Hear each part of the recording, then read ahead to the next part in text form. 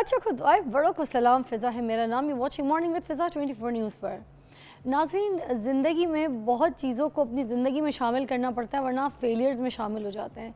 कुछ ऐसी चीज़ें मुझे लगता है कि आपके साथ भी मैं शेयर करूँ। मैंने कहीं कल पढ़ी थी, मैंने रख ली अपने पास संभाल के।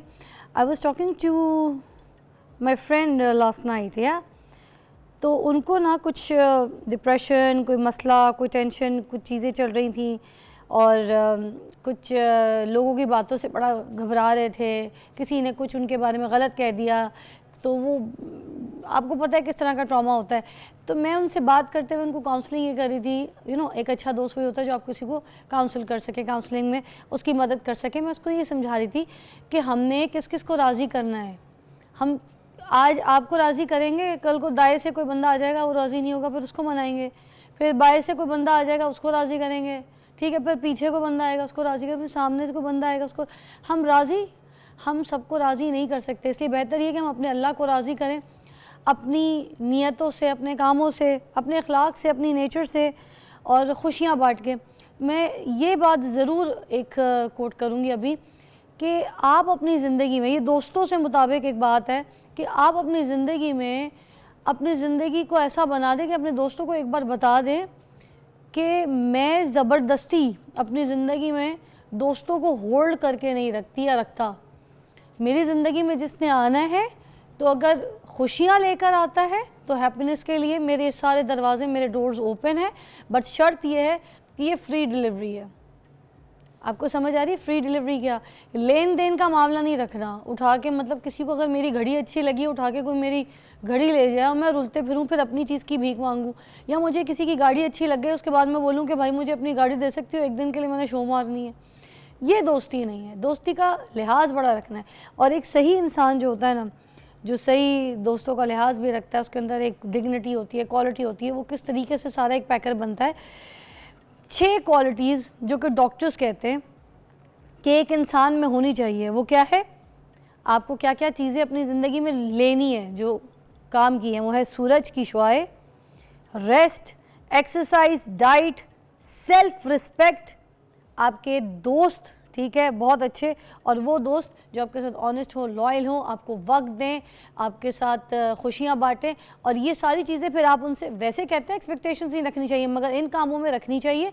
अगर आप किसी को इज़्ज़त दें, टाइम दें, केयर दें, लव दें, उसको ये आपको रिटर्न बैक करना है अच्छे तरीके से। तो ये चीज़ें उधार होती हैं दोस्तों के लिए, ख्याल रखा कीजिए, किसी को तकलीफ़ नहीं दीजिए।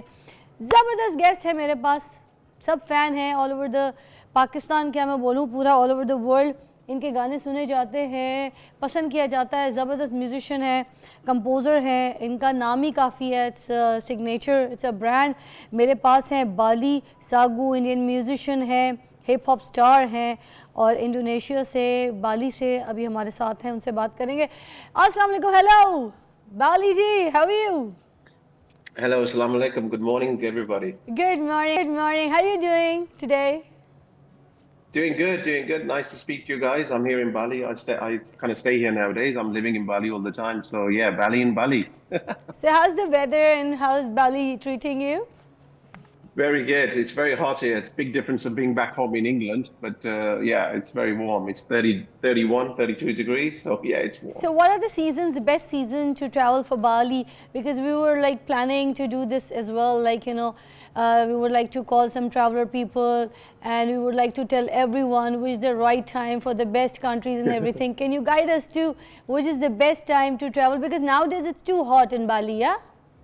Yeah, I mean, I'm not an expert, but depends on what you like. I don't want too much heat because I can't take too much of the heat. But yeah, I mean, end of the year is nice. Like kind of a November time is good. If you want to come in the busy time, then obviously it's a lot more chaos here, a lot more people going on. But it's a beautiful, beautiful island. It's a beautiful place, and there's so many tourists here.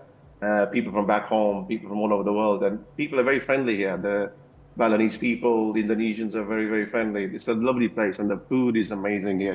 It's amazing. Beautiful, beautiful. Can you just tell us that you have done so many collaborations? Of course, the Pakistani singer stars as well, and also all Bollywood and Hollywood people. They were working with you. You're doing the Punjabis, hip hop, all that songs as well, the Bhangras as well. So, can you tell us about something like when you did collaboration with Ustad Nusrat Ali Khan Sahab? What was the experience behind? What you felt like? Well, I mean, I've been making music from childhood days. I mean, most people know that I've lived in England all my life, and my whole music inspiration has come from a lot of the black music scene growing up in the UK. And I've been making music from school days. So my main love was reggae music, hip hop music, R&B music, dance, reggae. So all I'd done was I started collaborating and putting Indian sounds with a lot of the Western sounds is what I wanted. So as the years progressed, I managed to work with some fantastic singers. And of course, one of my biggest moments of my career has been working with the late great Ustad Nusrat Ali Khan. Fantastic. And many people don't know that I actually worked with Khan Saab. I didn't actually do a remix. He actually came and sang my for God. me. Oh, really? So, Tell us about that. Yes. Tell us about So that. basically, yeah. How long I mean, you I was did- signed to this. This was well, basically, me and Khan Saab were signed to the same music company, Oriental Star Agencies, All right. by Mr. Ayub, the boss there. And it was Mr. Ayub's idea that I want you to collaborate with this giant Sufi vocalist from Pakistan. And I'm like, okay, I don't know much about him, but let's see if we can work together on a project. So Khan Saab came over to England, to the UK, and one afternoon, and we went into the studio. And then I sat down with Khan Saab and I told him, I said, I want some mixture styles of songs, slow, medium, fast tempos, and music. And he said, oh, I just put a click track on and I Oh, dubbed the fantastic. vocal to the click track. And Fantastic. of course, it was an amazing experience. And the amazing thing was, Khan Saab recorded every vocal in one take. That was the most amazing Wow. thing. That's the amazing so thing all of too, the yeah. songs we did in one take. Yeah, and Great. it took me 6 months to put the project together. All the music took so long to do, and then Kinna Sona Ten Rab Ne Banaya, Aye, Mera aye. Diya Garaya, Already. Jhule Jhule Lal. Sorry, oh, I'm interrupting you. Can you just do one line for us, for your fans? I don't Kinna I Sona don't is sing the nice. songs. Sorry? Yeah, Kinna Sona Ten Rab Ne Banaya. It was. I mean, all these songs were obviously my idea on how to sing them, and Khan Saab obviously sang them on the style I wanted to sing them. So I was telling him, "Gana tusi edda gao, and aha tempo ch gona." Aha. So the thing was, because Manu Pata Sagana, I'm gonna change the songs. I actually rearranged all the vocals to fit on the music I was doing. So Wow. and then the other thing was doing lots of alaps and sargams because obviously Khan Saab was the best at doing those. So I did loads of ad libs with that and then put them into the song. And then the album was called Magic Touch. It was my idea to call the project Magic Touch. I thought it was just an amazing collaboration between this amazing vocalist Wow. and a Western fusion. And then it went super platinum all over the world, and it launched Wow. It Khan was Saab to a wonderful. mainstream audience. All of a sudden, Kale Gore was listening to Khan Saab. Oh, and really? the mainstream That's audiences. everybody knows, yeah, no doubt. Every color, the Goras, everybody go crazy when Nusrat Ali Khan voice is there. अच्छा, मैं तानू request करना है कि मैनू तो AD चंगी पंजाबी आंदी नहीं है ते मैं इंग्लिश से तानू गल्ला कर रही असी मगर मेरे पीसीआर च मेरे डायरेक्टर मैनू दस रहे हैं कि ना ऑडियंस च थोड़ी सी चंगी पंजाबी अगर ये थोड़ी जेड़ी उर्दू तुसी गल्ला कर लेओगे ना ਤੇ ਬੜਾ ਹੀ ਕੋਈ ਮਜ਼ਾ ਆ ਜਾਵੇਗਾ ਤੇ ਹੁਣ ਨਾ ਤੇ ਜੋ ਤੁਹਾਡੇ ਇੱਥੇ ਲਾਹੌਰ 'ਚ ਫੈਨ ਹੈ ਨਾ ਉਹ ਵੀ ਤੁਹਾਡੀ ਗੱਲਾਂ ਬੜੇ ਮਜ਼ੇ ਸੇ ਸੁਣੇ ਤੁਸੀਂ ਵੈਸੇ ਵੀ ਭੰਗੜਾ ਕਰਦੇ ਹੋ ਤੇ ਭੰਗੜਾ 뮤직 ਵੀ ਜਾਣਦੇ ਹੋ ਤੇ ਭੰਗੜਾ ਸਟਾਰਸ ਨੂੰ ਵੀ ਜਾਣਦੇ ਹੋ ਐਵਰੀਵੇਅਰ ਯੂ ਵਰਕ तो if you do this way ना तो साडा तो माहौल बन जाएगा पुर्र हो जाएगा ठीक है नहीं ਆਪਾਂ ਮਿਕਸ ਕਰ ਲੈਂਦੇ ਕਿ ਮੇਰੀ ਤੁਹਾਡੇ ਅੰਗਰ ਨਹੀਂ ਲੈਂਗੁਏਜ ਦੀ ਐਕਸਪਰਟ ਨਾ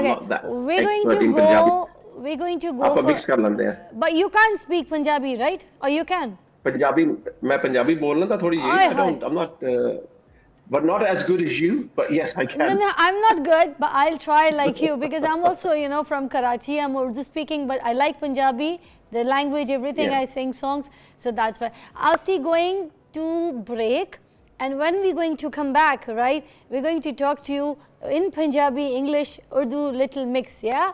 And I'm going to sing your song right now, so then we'll go for the break.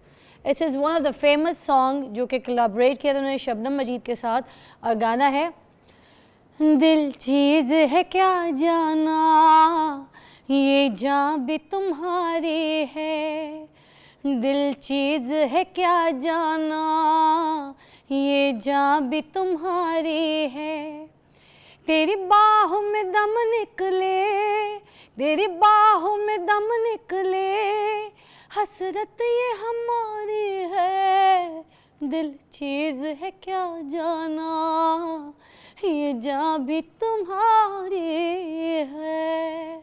Take a break. Wow. Thank you. Oh, thank you. Very good. तो ब्रेक तो जाओ तो जल्दी छती.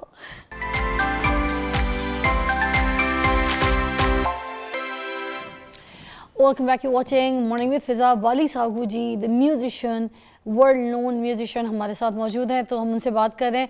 और जी बाली जी, आते हैं हम अपने वापस पॉइंट पे. मुझे कोई ऐसी मेमोरी आपने अपनी बतानी है जब आप अपनी ज़िंदगी में कभी बहुत हर्ट हो गए हो. आपने एक खुशगवार लम्हा बताना है और एक तल्ख लम्हा बताना है. तल्ख हम कहते हैं यानी moment where you feel very hot, kind of pain, where you feel very disheartened, and life joy moment where you feel very, very happy and everything. Any two moments, the best moment and the disheartened moment, you need to share. Oof. What you want to share first? It's a hard one, really. I think. दसना पंजाबी चे, थोड़ा पंजाबी चे दसना ताकि audience ਨੂੰ ਪਤਾ ਚਲੇ. हाँ नहीं ਮੈਨੂੰ ਮੈਂ ਨਾ ਸਾਰੀ ਲਾਈਫ ਯੂਕੇ ਚ ਰਿਹਾ ਆ ਐਂਡ ਸਾਨੂੰ ਉੱਥੇ ਕਾਫੀ ਪ੍ਰੋਬਲਮ ਹੁੰਦੇ ਸੀਗੇ ਜਦ ਸਪੈਸ਼ਲੀ ਜਦ ਮੈਂ ਛੋਟਾ ਹੁੰਦਾ ਸੀਗਾ like a lot of racial problems. ਮੈਂ ਜਦ ਸਕੂਲੇ ਜਾਂਦਾ ਸੀਗਾ ਨਿਆਣੇ ਮੇਰੀ ਪਾਗਲਾ ਦਿੰਦੇ ਸੀਗੇ. Lot of the ਗੋਰੇਸ because I ਵਾਸ ਦੀ ਮੈਂ ਕੱਲਾ ਸਰਦਾਰ ਸੀਗਾ ਮੇਰੇ ਸਕੂਲ ਦੇ ਵਿੱਚ. ਹੋਰ ਸਾਡੇ ਸਕੂਲ ਦੇ ਵਿੱਚ ਕੋਈ ਆਪਣੇ ਬੰਦੇ ਕੋਈ ਨਹੀਂ ਸੀਗੇ. ਸੋ ਲੋਟ ਆਫ ਦ ਚਿਲਡਰਨ ਕਦੀ ਨਾ ਮੇਰੇ ਨਾਲ ਜਦ ਪਲੇ ਟਾਈਮ ਹੁੰਦਾ ਸੀਗਾ ਪਲੇਗਰਾਉਂਡ ਖੇਡਦੇ ਹੁੰਦੇ ਸੀਗੇ ਨਾ ਉਹ ਨਾ they used to pick on me. They used to just say ਇਹਦੀ ਆਪਾਂ ਅੱਜ ਇਹਨੂੰ they're going to pick on me for whatever reason and bully ਕਰਨਾ and a lot of times ਉਹ ਮੇਰੀ ਪੱਗ ਲਾ ਦਿੰਦੇ ਹੁੰਦੇ ਸੀਗੇ and I used to tell my teacher and my teacher ਕੁਝ ਨਹੀਂ ਕਰਦਾ ਹੁੰਦਾ ਸੀਗਾ. ਸੋ ਜਦ ਮੈਂ ਘਰ ਆਉਂਦਾ ਸੀ ਨਾ ਮੰਮੀ ਡੈਡੀ ਨੂੰ ਦੱਸਦਾ ਸੀਗਾ. ਮੰਮੀ ਡੈਡੀ ਕਹਿੰਦੇ ਸੀਗੇ ਹੁਣ ਕੋਈ ਚੋਇਸ ਨਹੀਂ ਹੈਗਾ ਸਕੂਲ ਅੱਛਾ ਹੈ ਉੱਥੇ ਜਾਣਾ ਤੂੰ ਤਾਂ ਕਿ ਮੇਰੀ ਸਿਸਟਰ ਉੱਥੇ ਪੜ੍ਹਦੀ ਸੀਗੀ ਐਂਡ ਸਕੂਲ ਉਹ ਹਾਈ ਲੈਵਲ ਦਾ ਸੀਗਾ ਤਾਂ ਮੈਂ ਉੱਥੇ ਲਾਈਕ ਨਹੀਂ ਕੀਤਾ ਜਿਹੜਾ ਵੀ. ਤਾਂ ਮੈਂ ਕਿਹਾ ਮੈਨੂੰ ਤੇ ਰੇਸ਼ੀਅਲ ਪ੍ਰੋਬਲਮ ਬਹੁਤ ਮਿਲਦੇ ਆ ਉੱਥੇ ਗੋਰੇ ਮੈਨੂੰ ਬਹੁਤ ਪਿਕ ਕਰਦੇ ਆ ਮੇਰੀ ਪੱਗ ਲਾ ਦਿੰਦੇ ਆ ਬਾਈਬਲ ਐਂਡ ਦੇ calling me names basically and ਮੈਂ ਮੰਮੀ ਡੈਡੀ ਨੂੰ ਬਹੁਤ ਕਿਹਾ ਮੈਂ ਕਿਹਾ ਮੈਂ ਦੂਸਰੇ ਸਕੂਲੇ ਜਾਣਾ. ਤਾਂ ਇਟ ਟੁਕ ਕਾਫੀ ਮਹੀਨੇ ਲੱਗੇ ਮੈਨੂੰ ਕਨਵਿੰਸ ਕਰਨ ਵਾਸਤੇ ਪੇਰੈਂਟਸ ਨੂੰ ਕਿਉਂਕਿ ਜਿਹੜਾ ਦੂਸਰਾ ਸਕੂਲ ਸੀਗਾ ਨਾ ਉੱਥੇ ਕਾਲੇ ਜ਼ਿਆਦਾ ਸੀਗੇ ਜ਼ਿਆਦਾ ਆਪਣੇ ਲੋਕੀ ਸੀਗੇ. ਤਾਂ ਮੈਂ ਕਿਹਾ ਉਹ ਸਕੂਲ ਚਲੋ ਇਹ ਲੈਵਲ ਦਾ ਨਹੀਂ ਸਕੂਲ ਪਰ ਉੱਥੇ ਮੈਂ ਜ਼ਿਆਦਾ ਅਚੀਵ ਕਰ ਲੂੰਗਾ my dreams which is like my musically ਮੈਨੂੰ ਅੱਛਾ ਲੱਗੂਗਾ ਫਰੈਂਡ ਮੈਨੂੰ ਬਣ ਜਾਓਗੇ. ਤਾਂ ਮੇਰੇ ਗੋਰੇ ਫਰੈਂਡ ਜ਼ਿਆਦਾ ਨਹੀਂ ਸੀਗੇ. ਤਾਂ ਫਿਰ ਆਫਟਰ ਲਾਈਕ 3-4 ਮਹੀਨੇ ਬਾਅਦ ਫਿਰ ਜਦ ਮੈਂ ਸਕੂਲ ਚੇਂਜ ਕੀਤਾ ਨਾ ਮੇਰੀ ਲਾਈਫ ਹੀ ਇੱਕਦਮ ਚੇਂਜ ਹੋ ਗਈ ਉੱਥੋਂ. ਮੇਰੇ ਫਰੈਂਡ ਵੀ ਜ਼ਿਆਦਾ ਆਪਣੇ ਲੋਕੀ ਬਣ ਗਏ ਸੀਗੇ ਆਪਣੇ ਇੰਡੀਅਨ ਪਾਕਿਸਤਾਨੀ ਫਰੈਂਡ ਸੀਗੇ ਕਾਲੇ ਫਰੈਂਡ ਸੀਗੇ ਗੋਰੇ ਉੱਥੇ ਜ਼ਿਆਦਾ ਨਹੀਂ ਸੀਗੇ ਉੱਥੇ ਐਕਚੁਅਲੀ. ਐਂਡ ਦੈਨ ਮੈਨੂੰ ਉਹ ਮਿਊਜ਼ਿਕ ਦਾ ਟੇਸਟ ਵੀ ਮੈਨੂੰ ਉਹੀ ਬਣ ਗਿਆ ਜਿੱਦਾਂ ਆਪਣਾ ਦੇਸੀ ਮਿਊਜ਼ਿਕ ਵੀ ਤਾਂ ਕਾਲਿਆਂ ਦਾ ਮਿਊਜ਼ਿਕ ਬਲੈਕ ਮਿਊਜ਼ਿਕ. ਤਾਂ ਉੱਥੋਂ ਉਹ ਮੇਰੇ ਵਾਸਤੇ ਮੇਨ ਮੋਮੈਂਟ ਸੀਗਾ ਜਦ ਮੈਨੂੰ ਪਤਾ ਲੱਗਿਆ ਆਹ ਮੈਨੂੰ ਮਿਊਜ਼ਿਕ ਅੱਛਾ ਲੱਗਦਾ ਆਹ ਆਡੀਅנס ਮੈਨੂੰ ਪਸੰਦ ਆ ਤਾਂ ਇੱਥੇ ਮੈਨੂੰ ਪ੍ਰੋਬਲਮ ਨਹੀਂ ਮਿਲਦੇ ਰੇਸ਼ੋ ਜਿੱਦਾਂ ਪ੍ਰੋਬਲਮ ਹੋ ਗਏ. ਤਾਂ ਆਈ ਥਿੰਕ ਉਹਦੇ ਕਰਕੇ ਮੇਰਾ ਕੰਮ ਸੈੱਟ ਹੋ ਗਿਆ. ਜੇ ਮੈਂ ਦੂਸਰੇ ਸਕੂਲੇ ਜਾਊਂਗਾ ਨਾ ਜਿੱਥੇ ਮੇਰੀ ਸਿਸਟਰ ਜਾਂਦੀ ਸੀਗੀ ਮੇਬੀ ਮੈਂ ਡਾਕਟਰ ਬਣ ਜਾਊਂਗਾ. ਮੇਰੀ ਮੰਮੀ ਕਹਿੰਦੀ ਸੀ ਤੂੰ ਡਾਕਟਰ ਬਣ ਜਾ.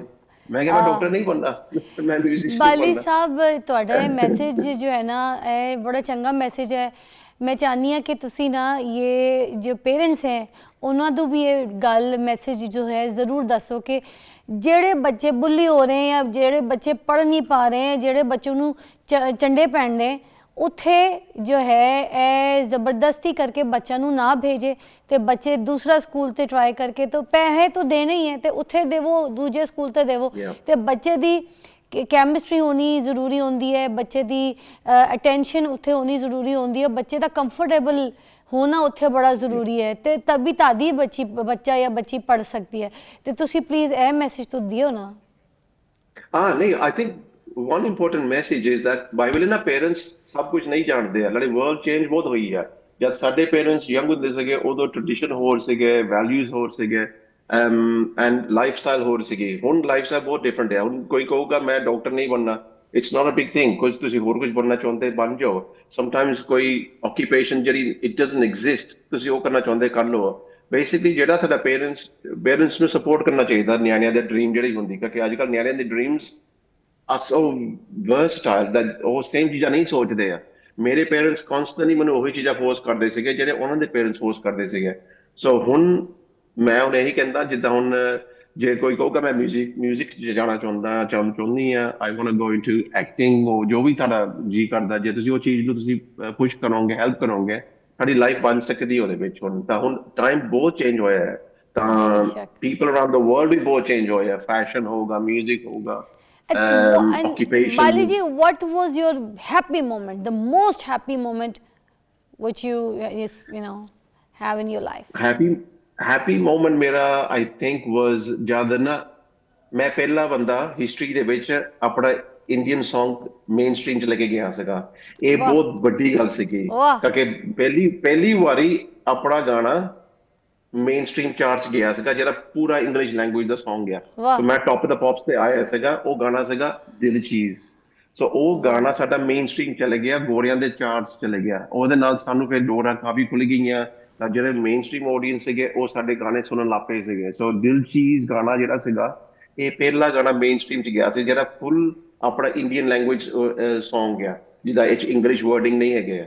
ਅਰੇ ਵਾਹ ਤਾਂ ਇਹ was a ground breaking moment ਆਪਣੇ ਇੰਡਸਟਰੀ ਵਾਸਤੇ, ਆਪਣੇ ਲੋਕਾਂ ਵਾਸਤੇ, ਦੁਨੀਆ ਦੇ ਵਿੱਚ।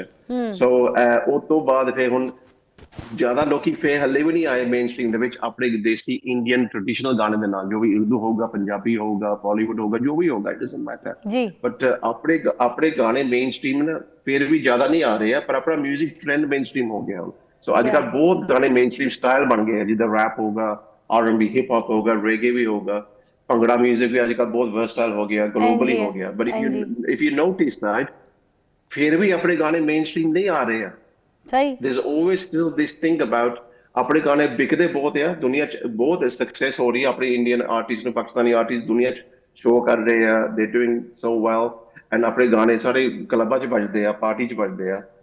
it's gonna take a long time ਜਿੱਦਾਂ ਆਪਣਾ ਮੇਨ ਸਟ੍ਰੀਮ ਆਡੀਅנס ਨੂੰ ਆਪਣੀ ਲੈਂਗੁਏਜ ਨੂੰ ਐਕਸੈਪਟ ਕਰਨ ਵਾਸਤੇ, ਕਿਉਂਕਿ ਲੋਕੀ it's a ਕਹਿੰਦੇ ਹੁੰਦੇ big ਆਪਣੇ ਗਾਣੇ achievement, ਕ੍ਰਾਸ ਨਹੀਂ ਹੋ ਰਹੇ। no doubt it's ਹਾਂ a ਤਾਂ big achievement, it's a big achievement. slowly things will change, obviously time ਲੱਗਦਾ ਹੁੰਦਾ, ਪਰ 뮤직 ਤੇ ਡਿਪੈਂਡ ਹੁੰਦਾ। ਕਿਸੇ ਨੂੰ ਨਹੀਂ ਪਤਾ ਹੁੰਦਾ ਗਾਣਾ ਕਿਹੜਾ ਕ੍ਰਾਸ ਹੋਊਗਾ, ਕਿਹੜਾ ਗਾਣਾ ਲੋਕਾਂ ਨੂੰ ਅੱਛਾ ਲੱਗੂਗਾ। ਸਮਟਾਈਮਸ ਮੈਨੂੰ ਗਾਣਾ ਪਸੰਦ ਹੈ, ਤੁਹਾਨੂੰ ਨਹੀਂ ਪਸੰਦ ਹੈ, ਤੁਹਾਨੂੰ ਗਾਣਾ ਪਸੰਦ ਹੈ, ਮੇਰੇ ਨਹੀਂ ਪਸੰਦ ਹੈ, ਬਟ ਕੋਈ ਪਤਾ ਨਹੀਂ ਸਮਟਾਈਮਸ ਹੁੰਦਾ ਕਦੋਂ ਆਡੀਅנס ਗਾਣਾ ਨੂੰ ਕੀ ਪਸੰਦ ਆ ਹੋਊਗਾ। ਜਾਂਦਾ ਹੁੰਦਾ ਹੈ, ਤੇ ਜੀ ਜਿਹੜਾ ਗਾਣਾ ਤੁਸੀਂ ਖੁਦ ਹਾਂ ਪਸੰਦ ਨਹੀਂ ਕਰਦੇ ਤੇ ਆਡੀਅנס ਕਹਿੰਦੀ ਹੈ ਕਿ ਨਹੀਂ ਇਹ ਤੇ ਜਿਹੜਾ ਬੈਸਟ ਗਾਣਾ ਹੈ। ਅੱਛਾ ਮੈਂ ਹਾਂਜੀ ਦੱਸਣਾ ਚਾਹੁੰਦੀ ਹਾਂ नुसरत फतेह खान साहब म्यूजिक च थे और हुण म्यूजिक च नहीं है, ठीक है, तो की फर्क है, या अगर म्यूजिक च वो नहीं होंदे तो म्यूजिक इंडस्ट्री च की फर्क होना सी? ਨਹੀਂ ਤੁਸੀਂ ਤਾਂ ਕੰਮ ਕੀਤਾ ਹੈ ਉਹਨਾਂ ਦੇ ਨਾਲ। ਹਾਂਜੀ ਹਾਂਜੀ ਮੇਰਾ ਤਾਂ ਆਈ ਮੀਨ ਦੇयर इज नो डाउट ਜਿੱਦਾਂ ਖਾਨ ਸਾਹਿਬ ਨੇ ਜਿਹੜੀ ਲੈਗੇਸੀ ਲੈਫਟ ਕੀਤੀ ਹੈ, ਹੀ ਲੈਫਟ ਇਸ ਸੱਚ ਅ ਲੈਗੇਸੀ that ਉਹ ਗੈਪ ਕਦੀ ਫਿਲ ਨਹੀਂ ਹੋ ਸਕਦੀ ਆ, ਪਰ ਉਹਨਾਂ ਨੇ ਡੋਰਾ ਕਾਫੀ ਖੋਲ ਦਿੱਤੀ ਆਪਣੇ ਸੂਫੀ 뮤직 ਹੋਊਗਾ, ਕਵਾਲੀ 뮤직 ਹੋਊਗਾ, ਇਦਾਂ ਦੇ ਹੁਣ ਸਿੰਗਰ Songs ਦੁਨੀਆ ਦੇ ਵਿੱਚ ਕਾਫੀ ਲੋਕੀ ਮੰਗਦੇ ਆ। ਬਾਲੀਵੁੱਡ ਤਾਂ ਕਨਸਟੈਂਟਲੀ ਸੂਫੀ ਗਾਣੇ ਲੱਭਦੇ ਆ, they want Bollywood Sufi Song। ਆਪਣੇ ਮੈਂ ਕਲੱਬਾਂ ਦੇ ਵਿੱਚ, ਪਾਰਟੀਆਂ ਦੇ ਵਿੱਚ ਮੈਂ ਬਹੁਤ ਪਰਫਾਰਮ ਕਰਦਾ, ਤਾਂ ਲੋਕੀ ਉੱਥੇ ਨਾ ਬਹੁਤ ਦੇ go crazy when they hear ਆਪਣੇ ਸੂਫੀ Songs। ਸੋ ਲੋਕੀ ਕਈ ਹੁਣ ਟਰਾਈ ਕਰਦੇ ਆ to imitate Khan Sahab, but you can never imitate Khan Sahab, that's no, ਕਦੀ ਨਹੀਂ ਹੋ ਸਕਦਾ। ਬਟ ਹਾਂ ਹੁਣ ਐਟਲੀਸਟ ਹੁਣ ਲਾਹੌਰ ਵੀ ਕਵਾਲੀ ਸਿੰਗਰਸ ਹੁਣ ਦੁਨੀਆ ਸ਼ੋ ਕਰ ਰਹੇ ਆ, ਤਾਂ ਲੋਕਾਂ ਨੂੰ ਫਿਰ ਪਸੰਦ ਆ ਰਹੀ ਹੈ, ਕਿਉਂਕਿ ਹੁਣ ਓਬਵੀਅਸਲੀ ਹੁਣ ਕਈ ਲੋਕੀ ਹੁਣ ਟ੍ਰੈਡੀਸ਼ਨਲ ਕਵਾਲੀ ਲਾਈਕ ਕਰਦੇ ਆ, ਕਈ ਮਾਡਰਨ ਲਾਈਕ ਕਰਦੇ ਆ, ਕਈ ਲਾਈਕ ਕਰਦੇ ਫਿਊਜ਼ਨ ਹੋ ਜਾਊਗਾ। ਸੋ ਇਟ ਡਜ਼ਨਟ ਮੈਟਰ ਜਿੱਦਾਂ ਵੀ ਹੋਊਗਾ, ਮੇਨ ਥਿੰਗ ਇਜ਼ ਐਕਸਪੋਜ਼ਰ ਹੋਣੀ ਚਾਹੀਦੀ ਆ। And I think more and more singers, India होगा, पाकिस्तान होगा, इंग्लैंड होगा, अमेरिका होगा, it makes no difference where the singer is from, music should be heard ਹੈ ਨਾ, ਲੋਕਾਂ ਨੂੰ ਮਿਊਜ਼ਿਕ ਸੁਣਨਾ ਚਾਹੀਦਾ, ਉਹਨਾਂ ਪਲੇਟਫਾਰਮ ਹੀ ਮਿਲ ਗਏ ਹੁਣ, ਤਾਂ ਲੋਕੀ ਅਪਰੀਸ਼ੀਏਟ ਕਰ ਸਕਦੇ ਆ ਆਪਣਾ ਲੈਂਗੁਏਜ, ਆਪਣਾ ਕਲਚਰ, ਆਪਣਾ ਸਾਊਂਡ। ਤਾਂ ਕੋਈ ਲੋਕੀ ਕਹਿੰਦੇ ਹੁੰਦੇ ਤੁਸੀਂ ਤਬਲਾ ਨਾ ਪਾਓ, ਢੋਲਕ ਨਾ ਪਾਓ, ਕੋਈ ਆ ਪਾਓ ਆ ਪਾਓ, ਦੇयर is no one has the right or the rule to say that, I think अच्छा ਇੱਕ बाल ਬੰਦਾ ਕੋਈ ਜੱਜ ਨਹੀਂ ਬਣ ਸਕਦਾ एन जी ਮਿਊਜ਼ਿਕ ਦਾ। ਸੋ बिल्कुल बिल्कुल। अच्छा ਯੂ बाली जी मैं نو ये पूछना चाह रही हाँ कि जैसे तुसी पाकिस्तानी सिंगर्स नाल भी काम किया, इन्हां तों भी कोई मैसेज मैं चाह रही हाँ तुसी दो कि आज दे सिंगरां नूं कि वो किस तरह पूरा इंटरनेशनल मार्केट नूं भी कवर कर सकते हैं, जिवें नुसरत अली खान साहब काम करते सी ते हले भी जो नवे सिंगर हैं वो अपने म्यूजिक से किवें अपना मुल्क दा नाम रोशन कर सकते हैं, दे अपना काम दिखा सकते हैं, आज दे सिंगर किवें लेके जा सकते हैं अपने काम नूं अगे? आई थिंक ਇਹ ਤਾਂ ਕਾਫੀ ਸਿੰਪਲ ਆਨਸਰ ਹੈ ਐਕਚੁਅਲੀ। ਅੱਜ ਕੱਲ੍ਹ ਹੁਣ ਨਾ ਸੋਸ਼ਲ ਮੀਡੀਆ ਇੰਨਾ ਪਾਵਰਫੁਲ ਹੋ ਗਿਆ, ਹੁਣ ਸਾਡੇ ਟਾਈਮ ਦੇ ਵਿੱਚ ਸੋਸ਼ਲ ਮੀਡੀਆ ਨਹੀਂ ਸੀਗਾ। ਹੁਣ जी ਲੋਕੀ ਨਾ ਤੁਹਾਡੇ ਗਾਣੇ ਇੰਸਟੈਂਟਲੀ ਸੁਣ ਸਕਦੇ ਆ। एन जी ਤੁਹਾਡਾ ਫੇਸਬੁੱਕ ਹੋਊਗਾ, ਜੋ ਵੀ ਹੈਗਾ, ਇੰਸਟਾਗ੍ਰਾਮ ਹੋਊਗਾ, ਲੋਕੀ ਤੁਹਾਡਾ ਨਾ ਵਰਕ ਦੇਖ ਸਕਦੇ, ਸੁਣ ਸਕਦੇ ਆ। एन ਸੋ जी है ਲੋਕ ਹੁਣ ਇਹ ਚੀਜ਼ ਹੋਣੀ ਚਾਹੀਦੀ, ਤੁਹਾਡਾ ਵਰਕ ਸਟੈਂਡ ਆਊਟ ਹੋਣਾ ਚਾਹੀਦਾ ਥੋੜਾ ਮੋਟਾ। ਹੁਣ ਲੋਕੀ ਜਿੱਦਾਂ ਹੁਣ ਵੀਡੀਓ ਜ਼ਿਆਦਾ ਸੋਚਦੇ ਆ, ਆਪਣਾ ਕੁਆਲਿਟੀ ਨਹੀਂ ਸੋਚਦੇ ਗਾਣੇ ਦਾ। ना ਗਾਣਾ ਜ਼ਿਆਦਾ ਇੰਪੋਰਟੈਂਟ ਹੋਣਾ ਚਾਹੀਦਾ ਜੀ, ਵੀਡੀਓ ਜ਼ਿਆਦਾ ਇੰਪੋਰਟੈਂਟ ਚਾਹੀਦਾ। एन जी है ਵੀਡੀਓ, ਸਾਡੇ ਕੋਲ ਵੀਡੀਓ ਨਹੀਂ ਹੁੰਦੇ ਸੀਗੇ ਪੁਰਾਣੇ ਟਾਈਮ ਦੇ ਵਿੱਚ। ਗਾਣਾ ਸ਼ੁੱਡ ਬੀ ਗੁੱਡ, ਆਪਣਾ ਗਾਣਾ ਅੱਛਾ ਹੋਣਾ ਚਾਹੀਦਾ, poetry should be good, lyrics ਅੱਛੇ ਹੋਣੇ ਚਾਹੀਦੇ। ਅੱਜ ਕੱਲ੍ਹ ਲਿਰਿਕਸ ਜ਼ਿਆਦਾ ਅੱਛੇ ਨਹੀਂ ਹੁੰਦੇ ਆ, lyrics should be good. I think ਜਿਹੜੇ ਰਾਈਟਰ ਅੱਛੇ ਗਾਣੇ ਗਾਉਂਦੇ ਆ, ਲਿਖਦੇ ਆ, ਸਿੰਗਰ ਵੀ ਅੱਛਾ ਡਿਲੀਵਰ ਕਰਨਾ ਚਾਹੀਦਾ। So it's a combination, writing ਅੱਛੀ ਆ, ਸਿੰਗਰ ਵੀ ਅੱਛਾ ਹੋਣਾ ਚਾਹੀਦਾ, ਦੈਨ ਫਿਰ ਪੈਕੇਜ ਬਣਦਾ। ਫਿਰ ਜੇ ਮਿਊਜ਼ਿਕ ਵੀ ਅੱਛਾ ਹੋ ਜਾਊਗਾ, ਫਿਰ then it's a winning success definitely. ਲੋਕਾਂ ਨੇ ਪਸੰਦ ਕਰਨਾ। ਕੁਝ ਇੱਕ ਹੀ ਹਫਤਾ ਮਾਰਕੀਟ 'ਚ ਲਾਸਟ ਹੁੰਦੇ ਆ, ਕਿਉਂ? ਕਿਉਂਕਿ ਉਹ ਲੌਂਗ ਟਰਮ ਨਹੀਂ ਸੋਚਦੇ। ਮੇਰੇ ਗਾਣੇ 40 ਸਾਲ ਪੁਰਾਣੇ ਆ, ਹਲੇ ਵੀ ਵੱਜੀ ਜਾਂਦੇ ਆ ਰੇਡੀਓ ਤੇ। ਸੋ ਇਹ ਐਵਰਲਾਸਟਿੰਗ Song ਬਣਾਏ ਆ ਮੈਂ। ਸੋ ਮੇਰਾ ਫਾਰਮੂਲਾ ਸੇਮ ਹੀ ਹੁੰਦਾ। ਤੁਸੀਂ ਓਵਰਨਾਈਟ ਸਕਸੈਸ ਨਾ ਚੇਸ ਕਰੋ, ਤੁਸੀਂ ਲੌਂਗ ਟਰਮ ਸੋਚੋ। ਟਾਈਮ ਲੱਗੂਗਾ, ਤੁਸੀਂ ਮੈਨੂੰ ਬਹੁਤ ਮਾਈਕਲ ਸਾਲ ਜੈਕਸਨ ਲੱਗਿਆ ਹੈ। ਤੁਸੀਂ ਮਾਈਕਲ ਜੈਕਸਨ ਨਾਲ ਵੀ ਕੰਮ ਕੀਤਾ ਹੈ? ਹਾਂਜੀ, ਮਾਈਕਲ ਜੈਕਸਨ ਨਾਲ ਵੀ ਮੈਂ ਸ਼ੋਅ ਕੀਤੇ ਸੀਗੇ। ਮੈਂ ਸਾਰੇ ਪੰਜਾਬੀ ਸਿੰਗਰਾਂ ਨਾਲ ਕੰਮ ਕੀਤਾ, ਮੈਂ ਬਾਲੀਵੁੱਡ ਸਿੰਗਰਾਂ ਨਾਲ ਕੀ ਬਿਗ ਬੀ ਅਮਿਤਾਭ ਸਾਰੇ ਬੱਚਨ ਨਾਲ ਵੀ ਕੀਤਾ ਹੈ? ਅਮਿਤਾਭ ਬੱਚਨ ਮੈਨੂੰ ਫੋਨ ਕੀਤਾ, ਅਮਿਤਾਭ ਬੱਚਨ ਨੇ, ਕਹਿੰਦਾ ਮੈਂ ਅੱਛਾ, ਤੇਰੇ ਨਾਲ ਕੰਮ ਕਰਨਾ। oh ਸੋ really? ਯਾ of course. That's a good ਹਾਂਜੀ, thing. ਤਾਂ ਅਮਿਤਾਭ ਬੱਚਨ ਨੇ ਮੈਨੂੰ ਫੋਨ ਕੀਤਾ ਨਾ, ਕਹਿੰਦਾ ਮੈਂ ਐਲਬਮ ਕਰਨੀ ਹੈ ਨਾ। ਮੈਂ ਉਹਨੂੰ ਕਿਹਾ ਜੇ ਤੁਸੀਂ ਐਲਬਮ ਕਰਨੀ ਹੈ, ਤੁਸੀਂ ਮੇਰੇ ਸਟੂਡੀਓ ਆ ਕੇ ਕਰਨੀ ਹੈ। ਸੋ ਹੀ ਅਰੇ ਕੇਮ ਵਾਹ, ਸਪੈਸ਼ਲੀ ਟੂ ਯੂਕੇ। ਉੱਥੇ ਫਿਰ ਏਬੀ ਬੇਬੀ ਗਾਣੇ ਸਾਰੇ, ਈ ਵੀਰ ਫਤਿਹ, ਇਹ ਸਾਰੇ ਗਾਣੇ ਨਾ ਅਮਿਤਾਭ ਬੱਚਨ ਦੇ ਡੈਡੀ ਨੇ ਲਿਖੇ ਸੀਗੇ। ਹਿਸ ਡੈਡ ਰੋਟ ਦ oh ਸੌਂਗਸ। ਸੋ wow. ਇਹਦੀ ਪੋਇਟਰੀ ਫਿਰ ਰਿਸਾਈਟ ਕਰਕੇ ਨਾ, ਫਿਰ ਮੈਂ 뮤직 ਤਿਆਰ ਕੀਤਾ ਮੇਰੇ His ਸਟੂਡੀਓ father ਦੇ ਵਿੱਚ। used to ਸੋ ਇਹ write ਵੀ songs. This is a breaking news for yes us. Nobody knows it, and you yes told us today. Yes. Wow. Oh, he was a poet actually. Poem ਬਹੁਤ ਲਿਖਦਾ ਸੀਗਾ। ਤਾਂ Wow. ਫਿਰ mister Bachchan told me, ਕਹਿੰਦਾ ਮੈਂ ਆ ਗਾਣੇ ਮੇਰੇ ਹੈਗੇ ਫਾਦਰ ਦੇ, ਤਾਂ ਮੈਂ ਗਾਣੇ ਮੈਂ ਪ੍ਰੋਡਿਊਸ ਕਰਨਾ ਚਾਹੁੰਦਾ 뮤직 ਦੇ ਨਾਲ, ਪਰ ਮੇਰਾ 뮤직 ਕਹਿੰਦਾ ਮੈਨੂੰ ਵੈਸਟਰਨ ਸਾਊਂਡ ਚਾਹੀਦਾ। ਮੈਂ ਕਿਹਾ ਠੀਕ ਹੈ, I'll do it for you। So Wow. Video ਤੁਸੀਂ ਆਨਲਾਈਨ ਦੇਖ ਸਕਦੇ ਆ। ਕभी कभी ਵੀ ਮੇਰਾ ਸੀਗਾ ਫੇਵਰਿਟ Song। ਮੈਂ ਫਿਰ ਅਮਿਤਾਭ ਬੱਚਨ ਨੂੰ जबरदस्त। ਕਿਹਾ ਤੁਸੀਂ ਕभी कभी ਦੁਆਰਾ ਕਰੋ। ਸਾਧਨਾ ਸਰਗਮ ਸੀਗੀ ਕੁੜੀ, ਉਹਦਾ ਵੌਇਸ ਮੈਂ ਯੂਜ਼ बड़ी ਕੀਤਾ ਗਾਣੇ ਦੇ प्यारी ਵਿੱਚ। साधना सरगम, क्या बात है जी। ਯੈਸ, ਤਾਂ ਉਹਦਾ ਫਿਰ ਵੀਡੀਓ ਵੀ ਬਹੁਤ ਅੱਛਾ ਬਣਿਆ ਸੀਗਾ। ਤਾਂ जी ਉਹਦੇ ਫਿਰ ਦੂਸਰੇ ਵੀਡੀਓ ਵੀ ਬਣਾਏ ਸੀਗੇ। ਤਾਂ ਅਮਿਤਾਭ ਬੱਚਨ ਦਾ ਰੈਕੋਰਡ ਕੰਪਨੀ ਇਹ ਤੋਂ ਸਟਾਰਟ ਹੋਇਆ ਸੀਗਾ। ਤਾਂ हाँ हाँ। ਰੈਕੋਰਡ ਕੰਪਨੀ ਦਾ ਨਾਮ ਬਿਗ ਬੀ ਰੈਕੋਰਡ ਸੀਗਾ। Acha, we so all miss Michael Jackson as well because we have really last few minutes left. I just want to know, you worked with Michael Jackson, the legend singer. ਯਾ Can you just share some good thing about him as well? कोई चंगी memory जो पूरी दुनिया ਨੂੰ याद रहे, क्योंकि हर बंदे के अंदर, ਮਾਈਕਲ मेरे ਜੈਕਸਨ अंदर ਦਾ भी माइकल जैक्सन पाया जाता है, सारे दे अंदर द माइकल जैक्सन है। ਮੈਂ ਤਾਂ ਮਾਈਕਲ ਜੈਕਸਨ ਦਾ ਨੰਬਰ 1 ਫੈਨ ਸੀਗਾ ਜਦ ਮੈਂ ਸਕੂਲ ਹੀ ਹੁੰਦਾ ਸੀਗਾ। So for me it was a privilege, it was a honour. Michael Jackson ਦਾ ਕਨਸਰਟ ਦੁਨੀਆ ਦੇ ਵਿੱਚ ਸਾਰੇ ਕੰਟਰੀਜ਼ 'ਚ ਹੋ ਰਿਹਾ ਸੀਗਾ। ਤਾਂ ਮੈਂ ਮੇਨ ਸਟ੍ਰੀਮ ਗੋਰਿਆਂ ਦੇ ਚਾਰਟ ਦੇ ਵਿੱਚ ਸੀਗਾ। ਸਾਡਾ ਗਾਣਾ ਨਾ ਮੇਨ ਸਟ੍ਰੀਮ ਸੀਗਾ ਇਸ ਵੇਲੇ। ਸੋ ਉਹ ਚਾਹੁੰਦੇ ਸੀਗੇ ਸਾਨੂੰ ਇੱਕ ਏਸ਼ੀਅਨ ਇੰਡੀਅਨ ਆਰਟਿਸਟ ਮਿਲ ਜਾਵੇ ਜਿਹੜਾ ਸਟੇਜ ਤੇ ਸਾਨੂੰ ਪਰਫਾਰਮ ਕਰ ਸਕਦਾ ਬੰਬੇ ਟੂਰ ਦੇ ਤੇ। ਸੋ वाह ਮਾਈਕਲ ਜੈਕਸਨ ਦੀ ਪੂਰੀ ਟੀਮ ਨੇ ਕਿਹਾ ਸੀਗਾ ਸਾਨੂੰ ਬੈਲੀ ਸਗੂ ਸਾਡੇ ਓਪਨਿੰਗ ਸ਼ੋਅ ਤੇ ਆਵੇ। ਸੋ आहा। ਅਸੀਂ ਫਿਰ ਲਾਈਵ ਤੇ ਸ਼ੋਅ ਤੇ ਗਾਣੇ ਗਾਏ, ਸਾਰੇ ਆ ਗਾਣੇ ਕੀਤੇ। ਸਾਈਡ ਤੇ ਮਾਈਕਲ ਜੈਕਸਨ ਖੜਾ ਸਟੇਜ ਤੇ ਨੱਚ ਰਿਹਾ ਸੀਗਾ। It was a very good experience. ਤਾਂ yeah it was good. Wow, Bali ji, it was wonderful talking to you. And ਤੁਸੀਂ ਐਡੇ ਵੱਡੇ ਸਟਾਰ ਹੋ, ਅਸੀਂ ਤਾਂ ਅਭੀ ਵੀ ਯਕੀਨ ਨਹੀਂ ਕਰ ਰਿਹਾ ਕਿ ਤੁਸੀਂ ਐਡਾ ਟਾਈਮ ਦਿੱਤਾ ਮੈਨੂੰ ਤੇ ਮੇਰੇ ਨਾਲ ਇਤਨੀ ਚੰਗੀ ਮੈਮੋਰੀਜ਼ ਤੁਸੀਂ ਸ਼ੇਅਰ ਕੀਤਾ। ਐਂਡ ਆਈ ਆਫਨਲੀ ਕਮ ਟੂ ਯੂਕੇ, ਮੇਰੇ ਮਹੀਨੇ 'ਚ 2 ਚੱਕਰ ਤੇ ਯੂਕੇ ਲੱਗਦੇ ਹੀ ਲੱਗਦੇ, क्योंकि सॉन्ग्स गाने होंदे ते जाना होता है तो वीडियो होती है, क्योंकि रिसेंटली आप स्टार्टेड मेरी ਜਿਹੜੀ जो लोग कंपनी है तो उत्थे होंदी है तो मैंने जाना पैंदा है। ਅਸੀਂ ਤੁਹਾਨੂੰ कांटेक्ट करना है ਤੇ ਤੁਹਾਨੂੰ ਨਾਲ ਮਿਲਣਾ है, ठीक है जी। ਤੁਸੀਂ ਮੈਨੂੰ टाइम भी देना है। ਇਹ ਚੰਗੀ गुफ्तगू ਦਾ ਤੁਹਾਨੂੰ मैं बहुत दुआवा पूरे पाकिस्तान की तरफ से दुआवा, अल्लाह ताला तानू बहुत इज्जत देवे, सेहत दे, खुशियाँ दे, घर बार दा सुकून दे, और इसी तरह तुसी चंगा काम ना साडे लिए करो बस। बहुत शुक्रिया। Thank you so much, Sabinu. Thank you so much for having me. Sabinu, मेरे वालों। बहुत शुक्रिया। सत श्री अकाल, सत श्री अकाल, सत श्री अकाल, सत श्री अकाल। Wow, what a personality with us, Bali Sagu Saab. I had a great conversation and no doubt इतने big star हैं, उन्होंने हमें टाइम दे दिया, हमसे इतनी बात की, कितनी पर्सनल्स हमारे साथ बात शेयर की। अब हम चलते हैं ब्रेक की तरफ, और ब्रेक के लिए इन्हीं का बड़ा खूबसूरत सा गाना ये जो नुसरत अली खान साहब के साथ इन्होंने किया था, ठीक है। मेरा पिया घर आया ओ राम जी, ये इंडिया का है। ओ लाल जी मेरा पिया घर आया ओ Lal ji. Break. Welcome back. और डॉक्टर साहब ये पूछना चाह रही थी मैं कि कब पेरेंट्स को जो है डॉक्टर के पास जाना चाहिए, परेशान होना चाहिए, और वो किस तरीके से मेजर कर सकते हैं अपने बच्चों की हाइट को कि बढ़ नहीं रही। मैं आपको फिगर्स बता देता हूँ। बच्चा जनरली पैदा होता है 47 to 53 सेंटीमीटर्स का, ठीक। 1 ईयर पे 75 सेंटीमीटर, 2 ईयर्स पे अराउंड 85 यानी 85 सेंटीमीटर, 3 ईयर्स पे अराउंड 95 सेंटीमीटर, और 4 साल पे 100 सेंटीमीटर। 4 साल के बाद हर साल 5 to 7 सेंटीमीटर बालिग होने तक।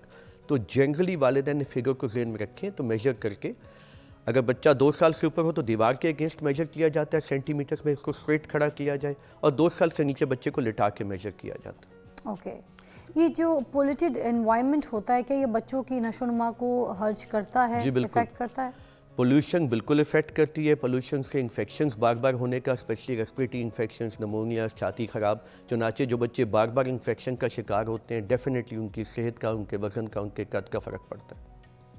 अच्छा, और ये जो मेंटल स्ट्रेस होती है या फिर घर का ख़राब होना, तो वो बच्चों की मेंटल स्ट्रेस, ये तो इन्वायरमेंट मैटर करती है। बच्चा हर वक्त स्ट्रेस में रहेगा तो उसके वो हार्मोन्स एक्टिव रहेंगे जो स्ट्रेस वाले हैं, और वो उसकी ग्रोथ को उतना अच्छा होने नहीं देंगे। हैप्पी बच्चे के जो हार्मोन्स होते हैं वो डेफिनेटली उसको ज़्यादा अच्छा ग्रो करते हैं। प्रोसेस फूड की मैं आपसे ज़रूर बात करना चाहूँगा कि प्लीज़ मैं वालिदैन से इल्तमास करूँगा कि जब आप बहुत सारा प्रोसेस फूड या बाज़ार की चीज़ें खिलाते हैं, जंक फूड खिलाते हैं, तो बच्चा उसमें जो कैलोरीज इस्तेमाल कर लेता है वो बहुत अच्छी नहीं होती। आप सादी ज़ुबान में पंजाबी में कह लें फोकी कैलोरीज होती हैं, उससे बच्चे का वेट गेन नहीं होता, हाइट अच्छी नहीं होती, चुनाचे बच्चा दूसरी डाइट छोड़ के वो प्रेफर करता है। Fast food you talking about, खरीदते तो वालिदैन है ना जी, कहते हैं हमारा बच्चा फलां चीज़ नहीं छोड़ता, खरीदने वाले वालिदैन हैं। आदत भी तो वालिदैन डालते हैं जी, बिल्कुल ऐसे फिक्स करते हैं। फिर ये कि दूध में पानी मिला के जो लोग देते हैं, स्पेशली किसी जगह मजबूरी है, माँ दस्तयाब नहीं है, बीमार है, कोई अल्लाह को प्यारी हो गई, और गाय भैंस का जो कोई भी दूध दिया उसमें इतना पानी मिला दिया, उसकी कैलोरीज कॉम्प्रोमाइज़ कर दी, बच्चे में खून की कमी हो जाती है। फिर जो बहुत ज़्यादा दूध पिलाते हैं कि बच्चा 3-3, 4-4 साल का है लेकिन 6-6 दफ़ा 5-5 दफ़ा दूध पीता है फीडर की शक्ल में, वो बच्चे भी ग्रोथ अच्छी नहीं करते। तो खुराक को डाइवर्स को सही रखना बहुत ज़रूरी है। प्रोसेस फूड से, हैंड वॉशिंग से, डाइट को मेंटेन करना, और कद को आपने जो करना है ना वो प्रैक्टिकली देयर इज़ नो आपको टॉनिक ऐसे नहीं होते जो कद बढ़ा तो सके। सर क्या ये जो हार्मोन्स की कमी होती है ये भी बच्चों की फिजिकल ग्रोथ को मुतासर करती है? देखिए, हार्मोन की कमी प्रॉपर डिजीजेस है। ग्रोथ हार्मोन डेफिशिएंसी है, ड्वार्फिज्म है, छोटे कद के लोग माशरे में हम देखते हैं, वो एक अलग कहानी है, वो अलग चीज़ें डेफिनेटली। वो ट्रीटेबल है वैसे? वो ट्रीटेबल बिल्कुल, ग्रोथ हार्मोन दस्तयाब है, आप टाइम पे डायग्नोज करते हैं, टाइम पे ट्रीट करते हैं, बच्चों के कद पूरे होते हैं, वो दैट्स नॉट एन इशू। हमें इशू आता है जहाँ प्रॉपर आप स्टंटिंग अपने बच्चों की खुद ही, अब आप इसको फोकस कर लें। पॉइंट 1 एडोलेसेंट हेल्थ, जवान बच्चा, वहाँ से हम अपनी फोकस करते हैं। पाकिस्तान की पूरी स्ट्रैटेजी है इसके ऊपर, एडोलेसेंट ग्रोथ के ऊपर। प्रेग्नेंट मदर की फोकस करना, थ्रू आउट उसका अल्ट्रासाउंड हो, बच्चा मेजर होता रहे ताकि इन टाइम पता चले बच्चा छोटा है कि माँ की डाइट बेहतर की जाए, माँ के माइक्रो न्यूट्रिएंट्स पूरे रखे जाएँ। डिलीवरी के बाद मदर फीड होना, 6 महीने के बाद खुराक ऐड करना, और कोशिश करना कि अब देखें ना, एक बच्चा जो 2 साल, 2.5 साल, 3 साल का होता है उसको दिन में एक मुनासिब मिकदार को 20% कैलोरीज आपको डेली से चाहिए होती है।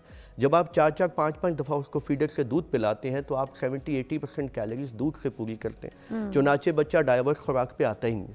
सर ये जो कोई ख़ास एज होती है, अगर उसमें बच्चों की फ़िज़िकल ग्रोथ रुकना वो रुक जाए तो फिर क्या ख़तरनाक हो जाती है? देखिए, ग्रोथ रुकती नहीं होती, स्लो डाउन कर जाती।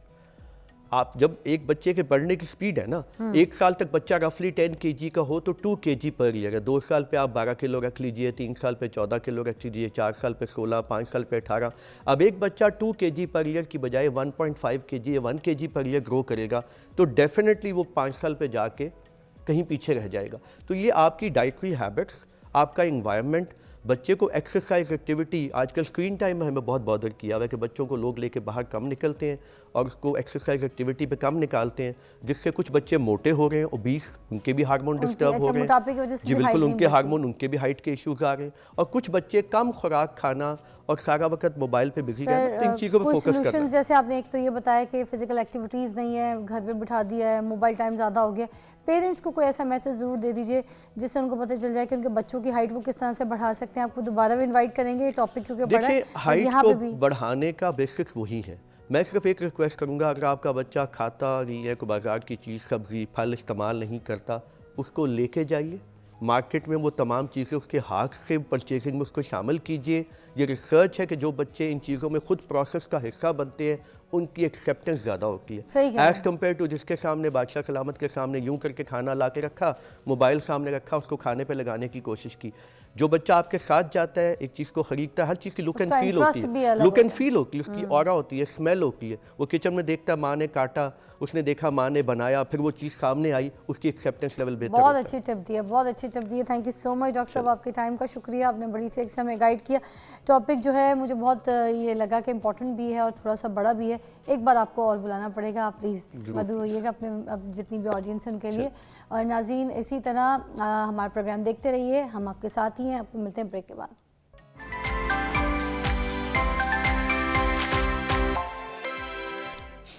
Welcome back, you watching morning with Fiza. नाज़रीन, अब हम बात करेंगे जो बच्चों की नशोनुमा है उसके ऊपर, ख़ास तौर पे स्टंटेड ग्रोथ के ऊपर। हमें पता नहीं चलता कि हम कुछ ऐसी गलतियां कर जाते हैं प्रेगनेंसी के दौरान, प्रेगनेंसी से पहले या फिर प्रेगनेंसी के बाद जब बच्चा पैदा होता है तो हमें पता नहीं चलता कि हमने बच्चों को ऐसी क्या ग़िज़ा खिलानी है, कौन से ऐसे प्रिकॉशंस हैं जो रखने हैं या अपनी डाइट का कुछ ख्याल रखना है। बहुत से ऐसे सिनेरियोज़ में हमें चीज़ों की समझ कोई नहीं होती और हम बच्चे की सिर्फ ये देख रहे होते हैं कि अगर मुझे भूख लग रही है तो उसका मतलब है कि बच्चा कुछ खाने को मांग रहा है, अगर फिर मुझे दोबारा डबल डोज भूख लग रही है तो उसका मतलब है बच्चा फिर भूखा। हम इस तरीके से खाने को जो है ना इनटेक ले रहे होते हैं और दूसरे लोग भी कह रहे थे कमज़ोर होती जा रही हो, ठीक है, प्रेग्नेंट हो, कुछ खाओ, यही बातें सुनने को मिलती हैं। हम ज़बरदस्ती कुछ ना कुछ ओवर ईटिंग करते रहते हैं, मगर हम तो उसमें ये समझते ही कोई नहीं है कि बच्चे की जो नशोनुमा होनी है, जो माँ के पेट के कोख से भी होनी है, फिर पैदा होने से 5 साल तक की उम्र में जो एक उसकी स्टंटेड ग्रोथ होती है, उसके बारे में हम सोचते नहीं। फिर बाद में हम परेशान होते हैं, लोगों को लिख रहे होते हैं, मैसेजेस कर रहे होते हैं, यार बच्चे की हाइट कैसे बढ़ती है, यार इसकी हाइट कम है, इसकी ज़्यादा है। और ये फिर इस पे आज डिटेल बात करेंगे, कॉल्स भी शामिल कर सकते हैं।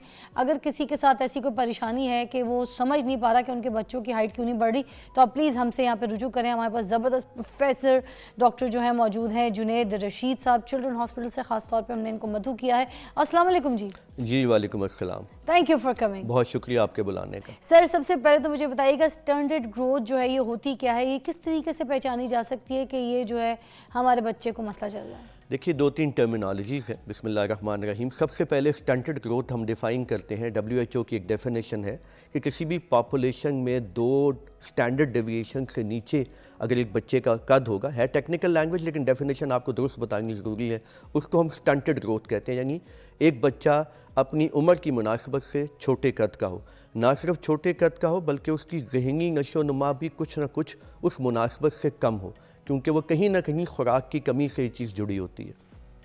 अच्छा, तो फिर ये हम क्या इसकी पहचान किस तरह से करें? बच्चे की जो मेंटल हेल्थ होती है और जो फिज़िकल हेल्थ है वो हमें ही समझ आ नहीं रहा होता कि जो हाइट रुक गई है, हम कहते हैं ना कि 20 साल तक चांस है बढ़ती रहेगी, यही बात करते हैं लोग, तो ये हमें कैसे पता चलेगा कि रुकी हुई जो देखिए, स्टैंडर्ड मैं आपको बताता हूँ। बेसिकली ना एक एडोलेसेंट हेल्थ है, एक सेहतमंद जवान बच्चा और बच्ची, देन वहाँ से एक प्रेगनेंसी का सिलसिला स्टार्ट होता है, मैटरनल हेल्थ है कि माँ जब प्रेग्नेंट होती है तो उसको किन खुराकों की इंपॉर्टेंस है, मसलन आप प्रेगनेंसी के दौरान माँ की डाइट अच्छी रखते हैं, vitamin D, zinc, iodine, iron, calcium, folic acid, इनकी खुराकों पे आप फोकस करते हैं जिनसे माँ की नशोनुमा या बच्चे की नशोनुमा माँ के पेट में अच्छी होती तो है। इसका मतलब है प्रेगनेंसी से पहले से ये शुरू कर देना चाहिए। जी बिल्कुल। मोस्टली तो जिंक लोग खा रहे हैं, मगर आपने और भी चीज़ें ऐड की हैं, ये सारी भी बता दें दोबारा। देखिए, मैं दोबारा आपको दोहराता हूँ कि आयोडीन बहुत इंपॉर्टेंट है, ओके, कैल्शियम बहुत इंपॉर्टेंट है हड्डियों ठीक। की ग्रोथ के लिए, विटामिन डी बहुत इंपॉर्टेंट है, जो ना लिया जाए कैल्शियम हजम नहीं होता। अच्छा, देन जिंक बहुत इंपॉर्टेंट है, फॉलिक एसिड बहुत इंपॉर्टेंट है बहुत सारे बर्थ डिफेक्ट्स को रोकने के लिए।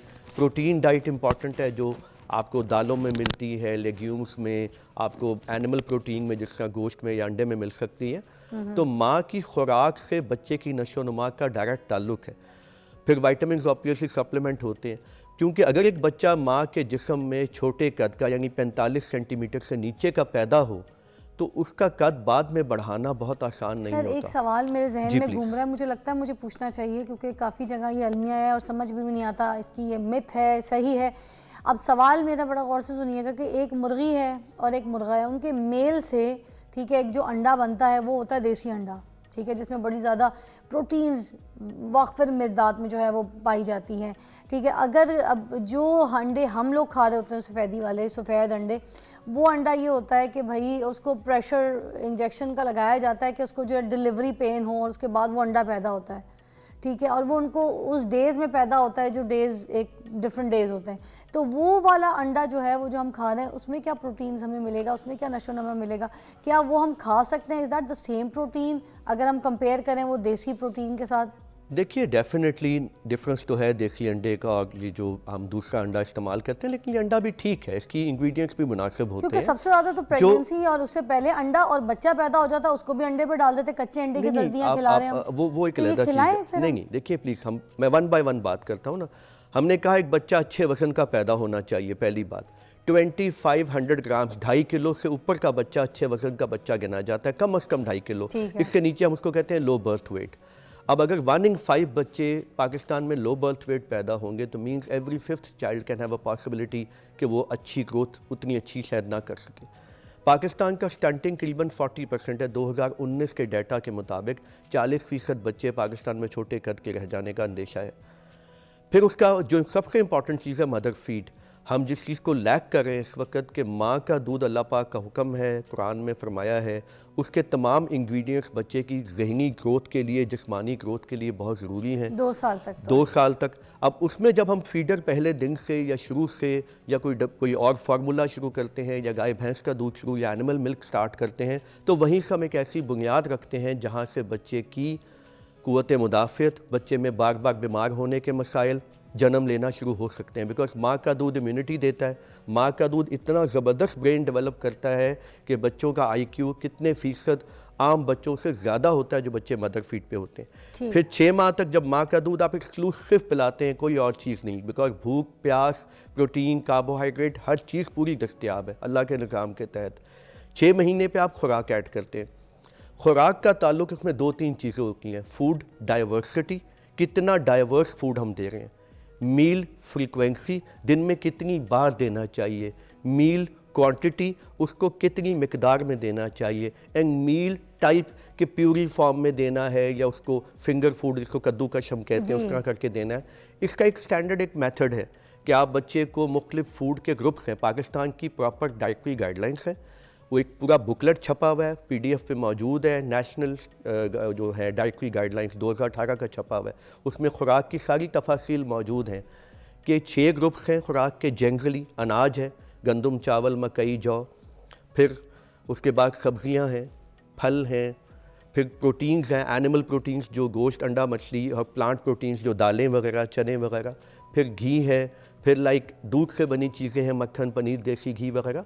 इनमें से बहुत सारी चीज़ें आम घरों में जहाँ खालिस दूध हो वहाँ देसी घी भी दस्तयाब हो सकता है, पनीर भी दस्तयाब हो ऐसे है। सकता है। अनफॉर्चुनेटली जब बच्चा शुरू से ही डब्बे के दूध पे या फार्मूला पे या किसी और दूध पे आता है तो कंपैरेटिवली इम्यूनिटी कम रहती है। ठीक है। हर दूध के अपने फ़ायदे हैं, मैं किसी दूध को गलत नहीं कहूँगा, मगर लेकिन आप जो बात बता रहे हैं कि मदर माँ का फीड दूध प्रायोरिटी is है। better to feed। अच्छा, हम एक ब्रेक लेंगे, ब्रेक के बाद वापस आएंगे तो आपसे पूछेंगे कि ये जो हाइट है ये हम किस तरह से मेजर कर सकते हैं बच्चे की, और हमें किस वक्त डॉक्टर के पास जाना चाहिए। Take a break.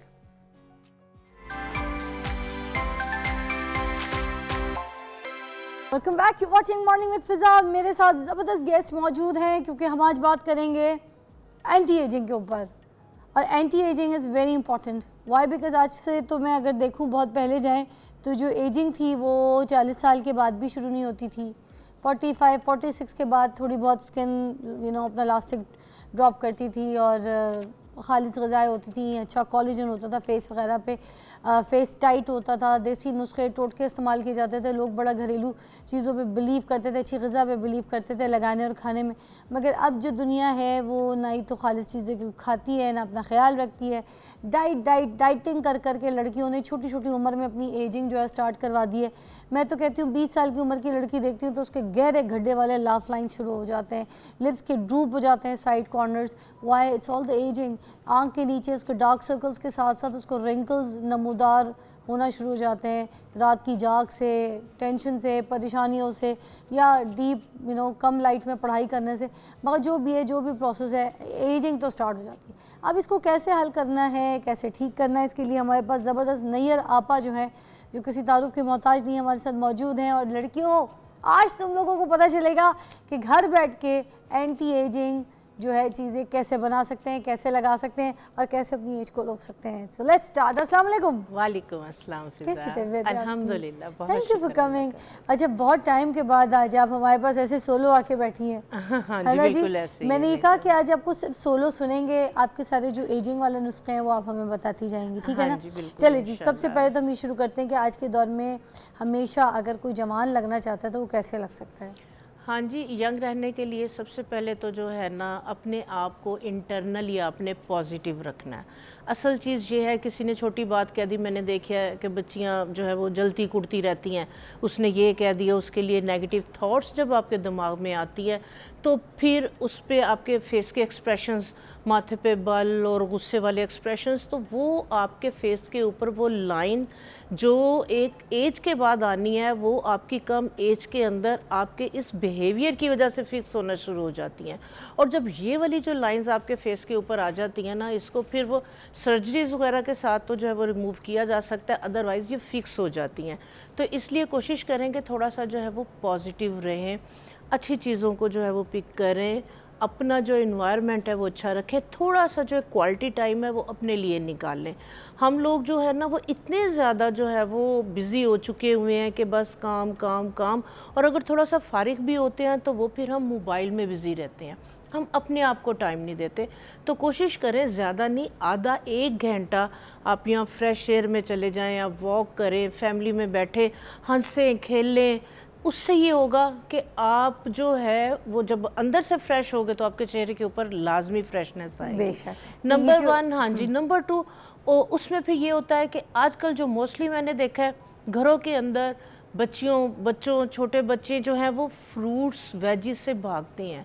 उन्हें कोई घर में सब्ज़ी पकी हुई है तो मैं इतनी हैरान हो रही होती हूँ कि कोई सब्ज़ी नहीं खानी, फल पड़े हुए हैं, गल सड़ रहे हैं, बच्चों ने फल नहीं खाने।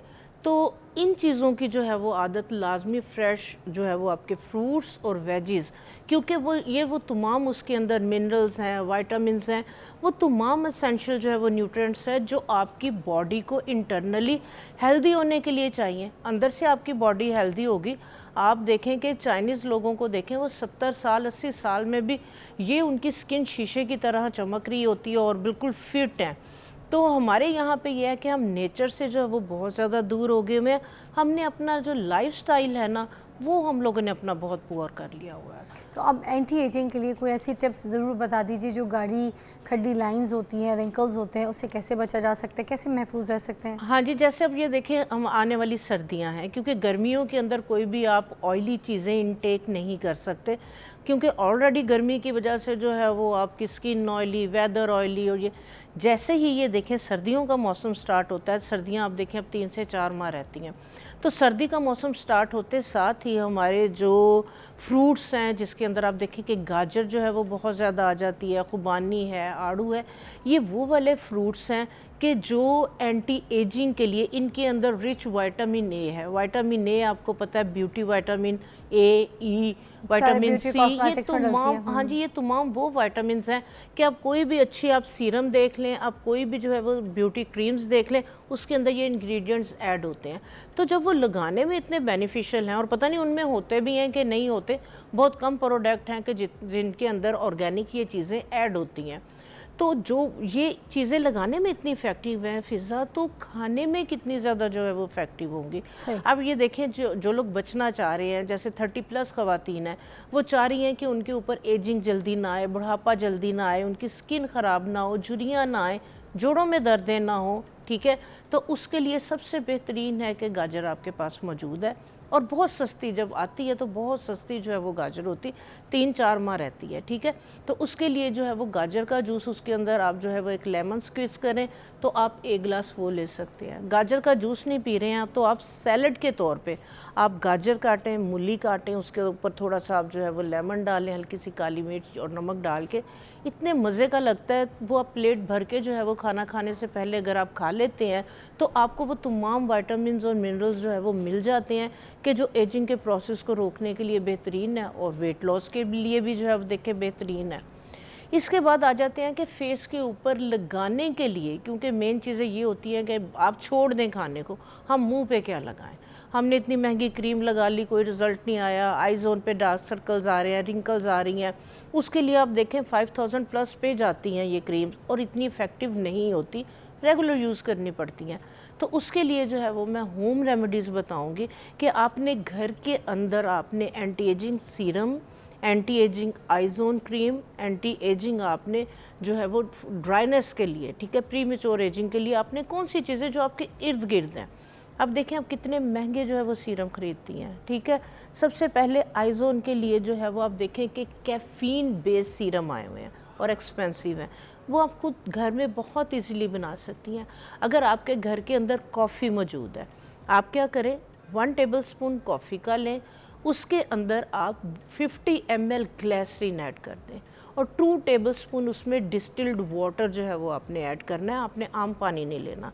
उसको आप डाल के किसी ग्लास बॉटल के अंदर, शीशे की बॉटल के अंदर डाल के उसको एयर टाइट करके आप उसको 8-10 दिन के लिए एक तरफ रख दें किचन में, जहाँ पे हल्की सी हीट हो, गर्मी हो। काश ही हम उनको, जितने भी लोग देख रहे हैं ना, अगर हम ये लाइव बना के दिखा सकते हैं ना तो हाँ बहुत जी। अच्छा होता है। ये तो इंशाल्लाह वैसे हम हमें करना चाहिए process- था, क्योंकि पकाने वाली तो कोई चीज़ भी नहीं थी, नहीं, ना चूल्हा इसको चाहिए था, पकाना ना- नहीं है, चूल्हा ये नहीं हम चाहिए कर इसके सकते लिए। थे, ये लाइव यहाँ पे दिखा देते तो मेरी जितने लोग हैं ना हाँ, उनको आसानी ये हो जाती। सीरम मैंने इसी तरह ये से आपने बनाया मेरे साथ हुआ है। दोबारा शो करना पड़ेगा, मैं आपको बता दी हूँ। अभी चलो वर्बली, क्योंकि लोग कुछ तो कुछ ने सुन के तो बना ही लेंगे, हाँ कुछ जी। कर लेंगे, बट सही मिकदार, सही तरीका, क्वांटिटी आपने मुझे साथ लाइव भी यहाँ पे शेयर करना है। इंशाल्लाह, इंशाल्लाह।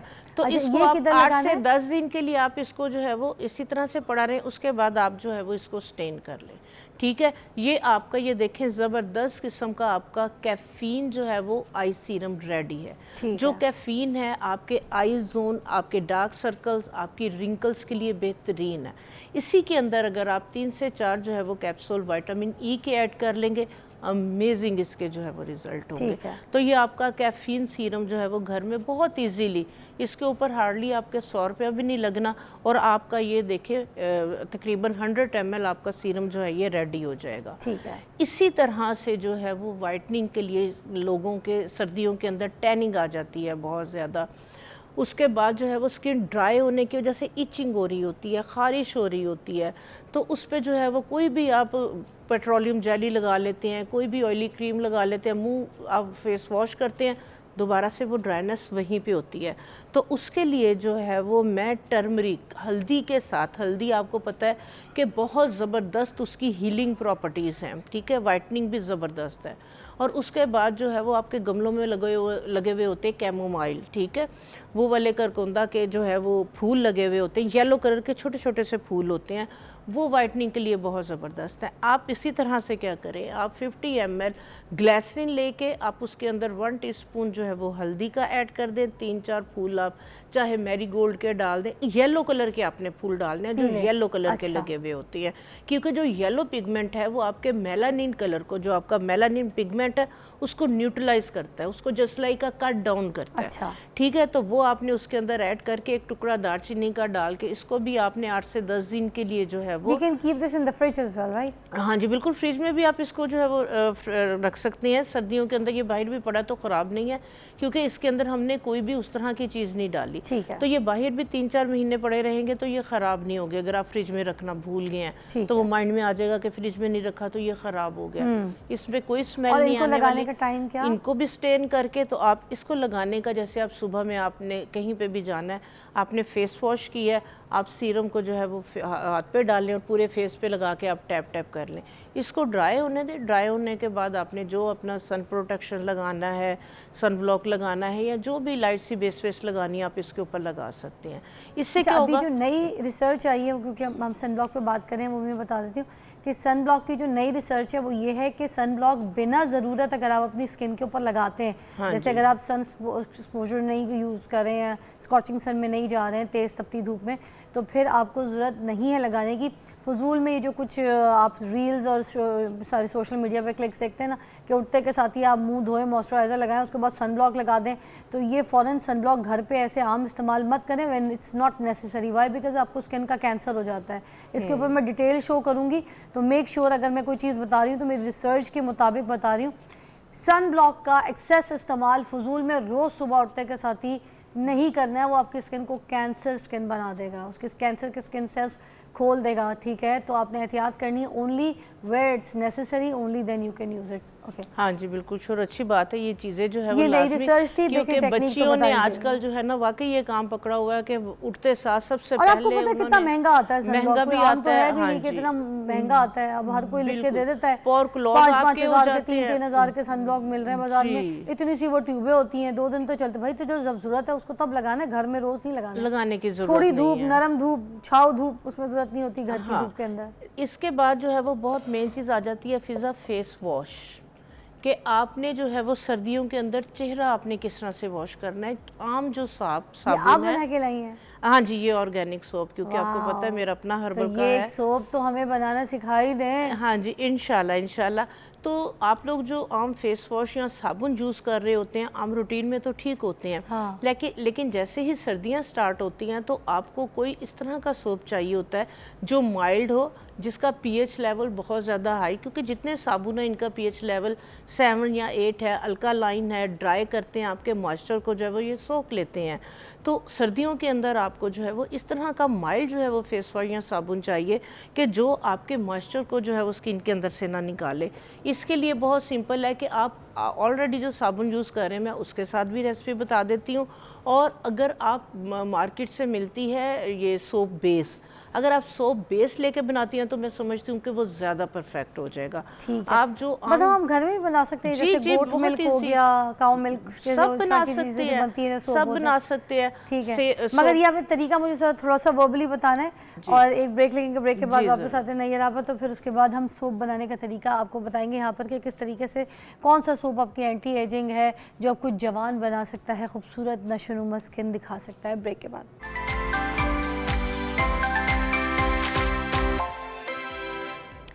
Welcome back, you watching morning with Fiza. और नाजरीन, हम एंटी एजिंग के ऊपर बात कर रहे हैं। आज आपकी कॉल्स भी शामिल करेंगे, मगर कुछ इंपॉर्टेंट हम नुस्खे देख रहे थे, इस वजह से हमने कहा कि आपकी कॉल्स रिसीव ना करें। आप कॉल कर सकते हैं अगर किसी को एजिंग का बहुत ज़्यादा प्रॉब्लम है, बहुत से आप डॉक्टर्स को दिखा सकते हैं, और उसके बावजूद आपका कोई काम नहीं चल रहा, तो घरेलू नुस्खा is the best thing, the totkas is the best to use and to become young. तो हमारे पास से नैयर आपा है, वो बता रही थी कि सोप किस तरह से बनाना है, एंटी एजिंग सोप। जी जी बिल्कुल, जिस तरह से सर्दियों के अंदर मैंने बताया कि जो हार्श सोप हैं ये भी आपकी स्किन पे ड्राइनेस जो है वो लेके आते हैं। उसके लिए जो है वो आप क्या करें, जो आप आम साबुन जो है वो यूज़ कर रहे हैं, आप उस साबुन को लें, उसको आप कश कर लें, उसको कश करके आप एक नॉन स्टिक फ्राई पैन में डालें। जस्ट लाइक 100 ग्राम छोटी वाली अगर टिकिया है साबुन की, आधा कप आप उसके अंदर दूध डाल लें या पानी डाल लें। ठीक है, तो दूध कौन सा, डब्बे का भी चलेगा? दूध हाँ डब्बे का डालें, क्योंकि आजकल तो जो है वो मोस्टली अगर घर में खालिस दूध है तो वो सबसे, गॉट मिल्क है तो वो सबसे बेहतर है। ठीक है, हाँ जी, तो वो डाल के जब साबुन सारा मेल्ट हो जाए, चम्मच के साथ चलाते जाना है ताकि फ्राई पैन के नीचे ना लगे। जब सारा साबुन मेल्ट हो जाए और थोड़ा सा जो है वो छोड़ने लगे, जैसे हम हलवा बनाते हैं ना तो साइड छोड़ने लगे, फ्राई पैन को आप नीचे उतार लें। उसके अंदर आपने जो है वो 1 टेबलस्पून ग्लिसरीन का डालें।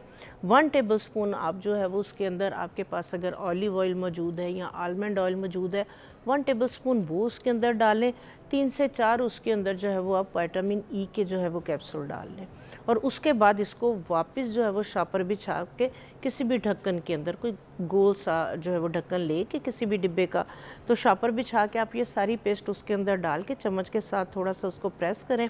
साबुन को आप थोड़ी देर के लिए छोड़ दें, 10 से 15 मिनट के अंदर अंदर वो वापस अपनी जो है वो साबुन वाली हार्ड फॉर्म में आ जाएगा। अच्छा, तो ये वाला सोप जो है वो आप जो है वो अपने जिनकी बहुत ज़्यादा ड्राइनेस है, ड्राई स्किन है, और ड्राइनेस के साथ अगर टैनिंग है, तो इसी के अंदर आप इसी साबुन में ½ टीस्पून आप हल्दी, ½ टीस्पून आप जो खुश्क लेमन है उसका जो है वो छिलकों का पाउडर, और ½ टीस्पून इसमें गुलाब की पत्तियों का पाउडर, ये अगर आप डाल देंगे, ये आपका बहुत ज़बरदस्त वाइटनिंग, एक जो आपका जस्ट लाइक एक्सफोलिएटिंग जो है वो आपका सोप जो है वो बन जाएगा। ये ना सिर्फ मॉइस्चराइज करेगा, ये आपकी टैनिंग को रिमूव करेगा और आपकी स्किन के ऊपर एक ग्लो और एक ब्राइटनेस जो है वो लेके आएगा। ठीक। तो ये वाला साबुन, और ब्राइटनिंग अगर सोप बनाना हो थोड़ा सा साथ, क्योंकि एंटी एजिंग के साथ साथ लोगों को ये भी होता है ना कि फेस थोड़ा सा फ्रेश लगे, खूबसूरत लगे, look young with fresh, it's a dream for every girl. बिल्कुल बिल्कुल। कुछ लोगों की ऑयली स्किन भी होती है, कुछ लोगों की ड्राई स्किन भी होती है। हमने ड्राई का बता दिया, ऑयली स्किन का भी बता दिया। हाँ जी, अगर जिन लोगों की ऑयली स्किन है तो डेफिनेटली कि उन लोगों को साबुन के अंदर या फेस पे लगाने के लिए ऑयल्स को अवॉइड करना है, तो उनके लिए जो है वो सबसे बेहतरीन है विटामिन सी का जो है वो एक सोप जो है वो फार्मूला बताती हूँ, उसको जो है वो बना के रख ले। उसके लिए ये है कि आप साबुन को जो है वो कश करें। आपने क्या करना है, थोड़े से नीम के पत्ते लेके उसको ग्राइंड करके उसके पानी के अंदर साबुन को मेल्ट करें आप। अच्छा। क्योंकि जो नीम है वो आपको पता है ऑयली स्किन के लिए, एक्नी, एंटीबैक्टीरियल के लिए ज़बरदस्त है। उसी के अंदर चंद आप पुदीने की जो है वो पत्तियां डाल दें ताकि कूलिंग इफेक्ट दे। 1 या 2 लौंग पीस के उसका पाउडर, यानी कि साबुन जब आपका मेल्ट हो गया, फ्राई पैन को छोड़ने लगा, आप नीचे उतार के 2 या 3 लौंग का जो है उसमें आप पाउडर डाल दें, थोड़ी सी जो है वो पुदीने की पत्तियां, और थोड़ा सा उसके अंदर आप lemon juice, just like 1 lemon का जूस डाल के आप मिक्स करके उस साबुन को दोबारा से जमा लें, और इसी के अंदर आप थोड़ी सी हल्दी भी लाजमी ऐड करें।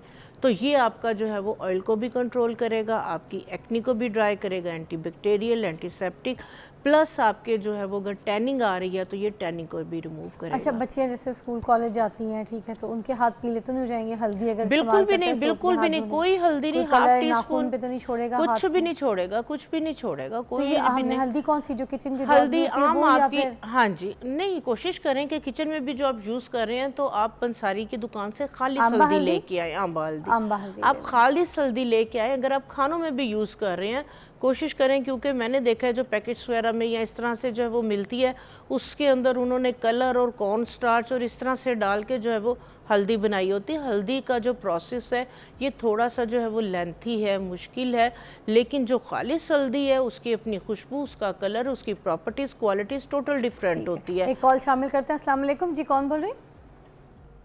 अस्सलाम वालेकुम। वालेकुम लुबना जी। जी जी लुबना जी, क्या कहेंगी, कैसी तबीयत है? जी मैं, अल्लाह का शुक्र है। मैंने नैयर आपा से पूछना है कि मेरे ना आगे से हेयर फॉल हो रहे हैं, फ्रंट वाली साइड से बाल बहुत ज़्यादा ना ख़त्म हो रहे हैं, तो मैंने एक इनसे पूछना है कि आप मुझे अपना अगर एड्रेस बता दें, या मुझे पता नहीं चल रहा कि मेरे पास वो यूट्यूब वगैरह नहीं है, मैं कैसे आपसे कॉन्टेक्ट कर सकती? आप अपने नंबर अगर बताना चाहती हैं तो बता दें लाइव। हाँ जी, कोई मसला नहीं, जितने भी लोग हैं, आपका कोई इंस्टा का पेज है वो बता दें। जी बिल्कुल, नैयर ज़िक्रिया के नाम से मेरा टिकटॉक पेज भी है, स्पेलिंग मेरा बता दें, नैयर फेसबुक ज़िक्रिया भी का है, पूरी। NAYYERZIKRIA, ठीक है। इससे मेरा जो है वो फेसबुक आईडी भी है, मेरा टिकटॉक भी है, वहाँ पे मैसेज आपको करेंगे और आपके नंबर चीज़ें सब लिखी हुई हैं। सर चलें, ग्रेट, फिर कांटेक्ट कर लीजिएगा। एक और कॉल है साथ हम शामिल करते हैं। अस्सलाम वालेकुम जी, नसरीन जंग से। अस्सलाम वालेकुम। वालेकुम सलाम, आप ठीक हो? ठीक ठाक, मजे में। नसरीन, क्या कहोगी, क्या मसला चल रहा है? जी, वो मैंने अपने चेहरे के बारे में बात करनी थी। हाँ बोलो, क्या मसला हुआ है चेहरे पे? क्या बेटा? वो छाइयाँ सी है, क्रीम यूज करती हूँ तो फिलहाल तो फर्क पड़ जाता है, फिर जब क्रीम हो जाती है ना खत्म, फिर वही छाइयाँ नुमाया होने लगती है। अच्छा, छाइयाँ जो है ना वैसे धूप में जाने से भी बनती है, मेरे कोई छाइयाँ वाइयाँ छाइयाँ कुछ भी नहीं थी। अभी मैं भी बाहर मुल्क से घूम कर आई हूँ धूपों में, तो वहाँ पे मेरी छाइयाँ बन गई हैं। अब ये छाइयाँ मुझे लगता है इतनी जल्दी नहीं जाती, मुझे भी टाइम लग गया, क्रीम फ्रीम लगा रही हूँ, सब कुछ कर रही हूँ, मगर हमारे पास नैयरा आपा है तो अब ये टोटके बता देती हैं आपको, ठीक है हाँ जी, छाइयों के लिए कोई ऐसा टोटका हाँ जो जी, बहुत कारआमद और ठीक हो जाए। हाँ जी, इंशाल्लाह ताला। छाइयों के लिए वही बात आ गई कि थोड़ा सा जो है वो आपको एक तो प्रॉपर अपनी डाइट का आपने ख्याल रखना है, क्योंकि मैंने देखा है कि बच्चियां डाइट का ख्याल नहीं रखती हैं, ठीक है, खून की कमी है, आयरन की कमी है, विटामिन्स वगैरह, तो ये है कि अपनी डाइट वगैरह का प्रॉपर ख्याल रखें। उसके बाद एक मैं इनको जो है वो उपटन बता देती हूँ, वो बना के रखें, डेली बेसिस पे यूज़ करें, उससे फ़ायदा होगा। अच्छा, सुना है कि झाइयाँ कम हो जाती हैं मगर जाती नहीं है कभी अगर एक बार हो जाए, इज दैट ट्रू? नहीं नहीं, चली भी जाती हैं। अगर आपकी स्किन के ऊपर आपकी एक डेड लेयर बन गई है, डेड सेल्स की, वो रिमूव हो जाती हैं। लेकिन अगर इंटरनली कोई डेफिशिएंसी है, जैसे जो है वो आफ्टर प्रेगनेंसी ख़वातीन वगैरह के, या कोई इस तरह के हार्मोनल इश्यूज़ हैं, या कोई मेडिकेशन इस तरह से या किसी धूप एलर्जी से हाँ बन जी, जाए, तो तो वो क्या फिर टाइम इसके लिए लेती हैं। एक्सफोलिएटिंग करना ज़रूरी है बिफोर झाइयों को ख़त्म करने से पहले या नहीं? नहीं, एक्सफोलिएटिंग मस्ट, बट अगर स्किन आपकी सेंसिटिव नहीं है, कोई क्रॉनिक डिजीज नहीं है, कोई स्टीरॉइड या इस तरह की अगर आप मेडिसिन नहीं ले रहे, तो exfoliation is the best way, क्योंकि वो सारी एक डेड सेल्स एक जगह इकट्ठे होना शुरू हो जाते हैं, तो वो कई दफ़ा लग रहा होता है टैनिंग है या छाइयाँ। उसके लिए जो बेहतरीन है, आप क्या करें, 1 कप जो है वो गंदम का आटा लें, 1 कप जो है वो जौ का आटा, चावलों का आटा, और 1 कप उसमें आप बेसन डाल के 1 टेबलस्पून उसमें जो है वो आप बेकिंग सोडा, 1 टेबलस्पून उसमें जो है वो हल्दी, और 1 टेबलस्पून खुश्क माल्टे के छिलकों का पाउडर, ये डाल के आप ये एक पैक बना के जो है वो रख लें। नाइट में क्या करना है, 1 टेबलस्पून ये वाला उपटन लेना है, दही के अंदर मिक्स करना है, इसको फेस पे लगा के 10 मिनट के लिए छोड़ दें। उसके बाद मसाज करते हुए चेहरे को वॉश कर दें, और दूध के अंदर 1 चुटकी हल्दी की और थोड़े से लेमन ड्रॉप ये डाल के बाद में इस मिल्क को पूरे फेस के ऊपर लगा लें। ज़बरदस्त जी। तो अच्छा, एक और कॉल शामिल करेंगे, रील सेव कर लीजिएगा, ये आपको मिल जाएगा नुस्खा यहाँ से। क्या कौन है? आयशा। वालेकुम। आयशा, जल्दी से बताइएगा क्या मसला है गुड़िया, टाइम कम है। वो ना मेरे हेयर का मसला है, मेरे हेयर ना ग्रोथ नहीं करते, बैक से उनकी बहुत ठीक है लेकिन ना वो हल्की बहुत है। अच्छा, तो अब बताइए हेयर ग्रोथ के लिए कोई जल्दी से कोई ऐसा नुस्खा बता दें। हेयर ग्रोथ के लिए आपको पता है आजकल बायोटीन ले रही होती हैं, विटामिन्स ले रही होती हैं, मेडिसिन वगैरह ले रही होती हैं। तो खाने का मैं इसलिए बार बार जो है वो ज़रूर बताती हूँ कि उसके बगैर जो है वो मसले का हल नहीं है, ठीक है। कोशिश करें, हाँ जी, और साथ में हाँ क्या जी, लगा डॉक्टर से कंसल्ट करें, ठीक है। उसके बाद जो है वो बालों को जो है वो वॉश करके, जैसे सर्दियाँ हैं, ठीक है, तो हेयर टॉनर एक गर्म पानी से सर वॉश नहीं करना है? बिल्कुल भी नहीं, बिल्कुल भी नहीं। तो जो है वो रोज़मेरी पंसारी की दुकान से आपको मिल जाएगी। आपने क्या करना है, रोज़मेरी जो है वो 1 पाव लेके आपने जो है वो उसको इन्फ्यूज़ कर ले।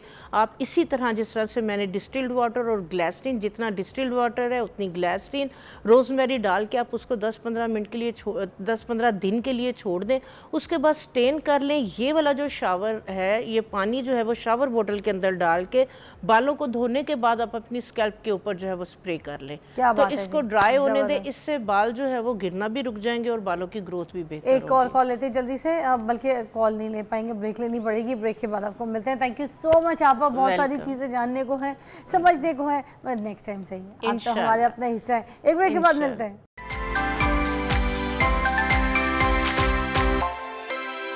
Welcome back to watching morning with Fiza. नाज़रीन, अभी हम बात करेंगे डॉक्टर निगत ताहिरा से, जो ऑक्यूपेंचर करती हैं, और ये इस तरीके से ऑक्यूपेंचर करती हैं कि जो लोग इनसे करवाते हैं, तो इनका हाथ बड़ा सॉफ्ट है, बड़ा मुझे कहती हूँ कि बरकत वाला हाथ है, शिफा है।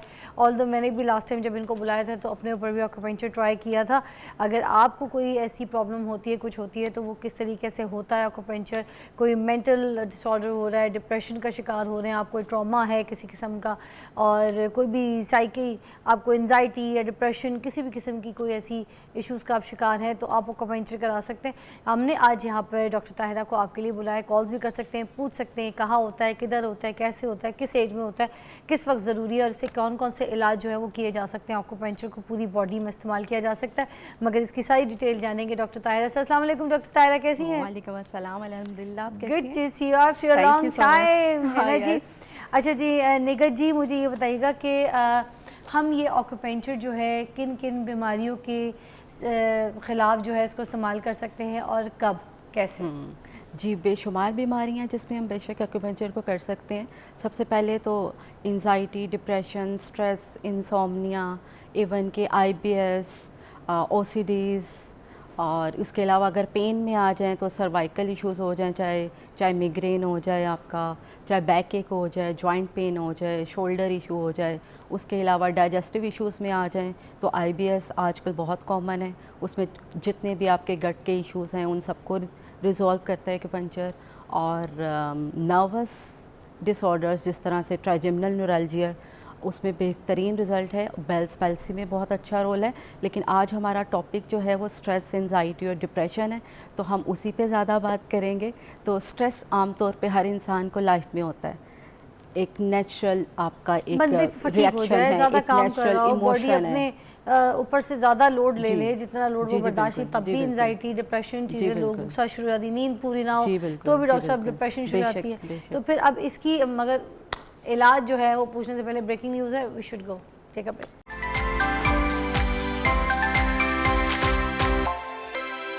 आपको अपना पूरा नाम भूल गया, मोबाइल पे पढ़ रहे हैं आप अपना नाम? नहीं, ये इनका मसला है। देखें, एक पेशेंट है हमारे पास, नाम पढ़ रहे हैं और उनको अपना नाम जो है भूल गया पूरा। मलिक साहब नाम है, हमारी टीम का हिस्सा है और बहुत सीनियर हैं हमारे। बहुत सारे जितने भी आप शोज़ देखते हैं, जो एडिट देखते हैं, जो क्लिप्स आप लोग सारे देख रहे होते हैं, वो सारे मलिक साहब के हाथ के हैं और जितनी भी वायरल हो रही होती है। मगर कुछ मेंटली इनको है प्रॉब्लम, तो आज हमने कहा कि आपका लाइव जो है यहाँ पे इलाज करवाते हैं।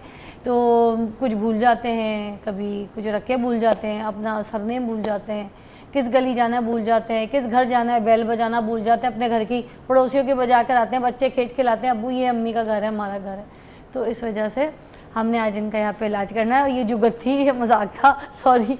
मैंने कहा मेरी कोई मुझे रील नहीं मिलनी, कभी कभी मांगनी पड़ती है, मुझे देना नहीं है ये भी एक रील बनेगी। इसलिए मैंने आपसे सॉरी कह दिया, ठीक है। मेरे बड़े प्यारे।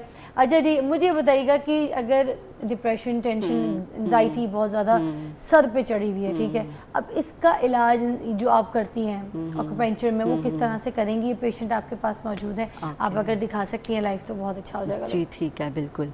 अच्छा जी, एक्यूपंक्चर जो हम स्ट्रेस और डिप्रेशन के लिए करते हैं, ऑब्वियसली सबसे पहले जब हमारे पास पेशेंट आएगा उसको हमने डीप ब्रीदिंग करवानी है, काम करेंगे उसको। केस टेकिंग तो ऑब्वियसली उसकी पहले हो जाती है कि क्या उसके इश्यूज़ हैं, सारे डिस्कस करने के बाद उसको जब हम ट्रीटमेंट देते हैं तो डीप ब्रीदिंग करवाते हैं। और हमारे पास बड़े स्पेसिफिक पॉइंट्स हैं, बड़े ज़बरदस्त रिज़ल्ट हैं उनके, जो कि आपके अंदर जो केमिकल इम्बैलेंस जो हुआ होता है उसको स्टेबलाइज़ करता है। अदरवाइज़ स्ट्रेस को अगर देखा जाए वो एक नॉर्मल सा नेचुरल एक रिस्पॉन्स है। हर इंसान जो भी एक नॉर्मल इंसान है वो स्ट्रेस फेस करता ही करता है डेली रूटीन में। आप ये साथ बताते रहिएगा, अपनी चीज़ें निकालने किधर है, क्योंकि टाइम कम है, 3 मिनट है हमारे पास सिर्फ लाइव, तो ये सब कुछ हो जाए। हाँ, तो आप तैयार हैं? आपको सुइयाँ बुकने वाली हैं। एक तो आपको ज़िंदगी ने सुइयाँ बुकोई हैं, ठीक है, हालात में आपने इतने तकलीफ़ें उठाई हैं, वो सुइयाँ थी। मगर मैं आपको नाज़रीन ये बता दूँ, ये वो नहीं है जो आप गुड़िया के ऊपर चुभोते हैं ना सुइयाँ, और उसके बाद कब्रिस्तानों में कब्र पे जाके दफना देते हैं, कब्र खोद के। ये वो सुइयाँ नहीं है, ये वो सुइयाँ भी नहीं है जो आपको गम, तकलीफ़, ज़िंदगी में दुख मिलते हैं, आपको टीस उठती है सीने में और सुइयाँ चुभती हैं। ये वो गम वाली, टीस वाली सुइयाँ भी नहीं है। ये वो सुइयाँ हैं जिससे आपका इलाज हो सकता है, गौर से सुनिएगा, जिससे आपकी ट्रीटमेंट हो सकती है। आपकी डिप्रेशन, एंजाइटी, आज जो हमारा मेन टॉपिक है, और भी बहुत सी ऐसी बीमारियाँ जिनको ट्रीट किया जा सकता है इस एक्यूपंक्चर के ज़रिए। मगर नाज़रीन आज हम आपको यहाँ पर जो सिखाने दिखाने वाले, घर पे करना नहीं है, ये आपने ये डॉक्टर से करवाना है, मगर हम आपको बताने जाने कि ये भी एक तरीका है एंजाइटी, डिप्रेशन को कम करने के लिए। जी सर, आपके साथ मैं खड़ी हो जाती हूँ, आप बताइएगा मुझे इनको कहाँ सुइयाँ बोकनी पड़ेंगी? जी ठीक है, सबसे पहले तो हम करेंगे इनको अल्कोहल वाइप से साफ। जी बिल्कुल, मैं आपको कर देती हूँ। कहाँ पे करने लगी? माथे पे? सर पे, माथे पे, ठीक है। और हाथ पे 1-2 पॉइंट लेंगे हम। सर चलें, सर पे कर दिया, माथे के बिल्कुल फोरहेड पे, और उसके साथ साथ हाथ पे। जी हाथ पे, हाथ का अगर आप ऐसे रख लें तो एक ये पॉइंट है। जी दिखाएं मुझे। ये कालक क्यों निकली है? क्योंकि काला हूँ मैं, मेरा रंग। इतनी कालक क्या मल के आते हैं आप?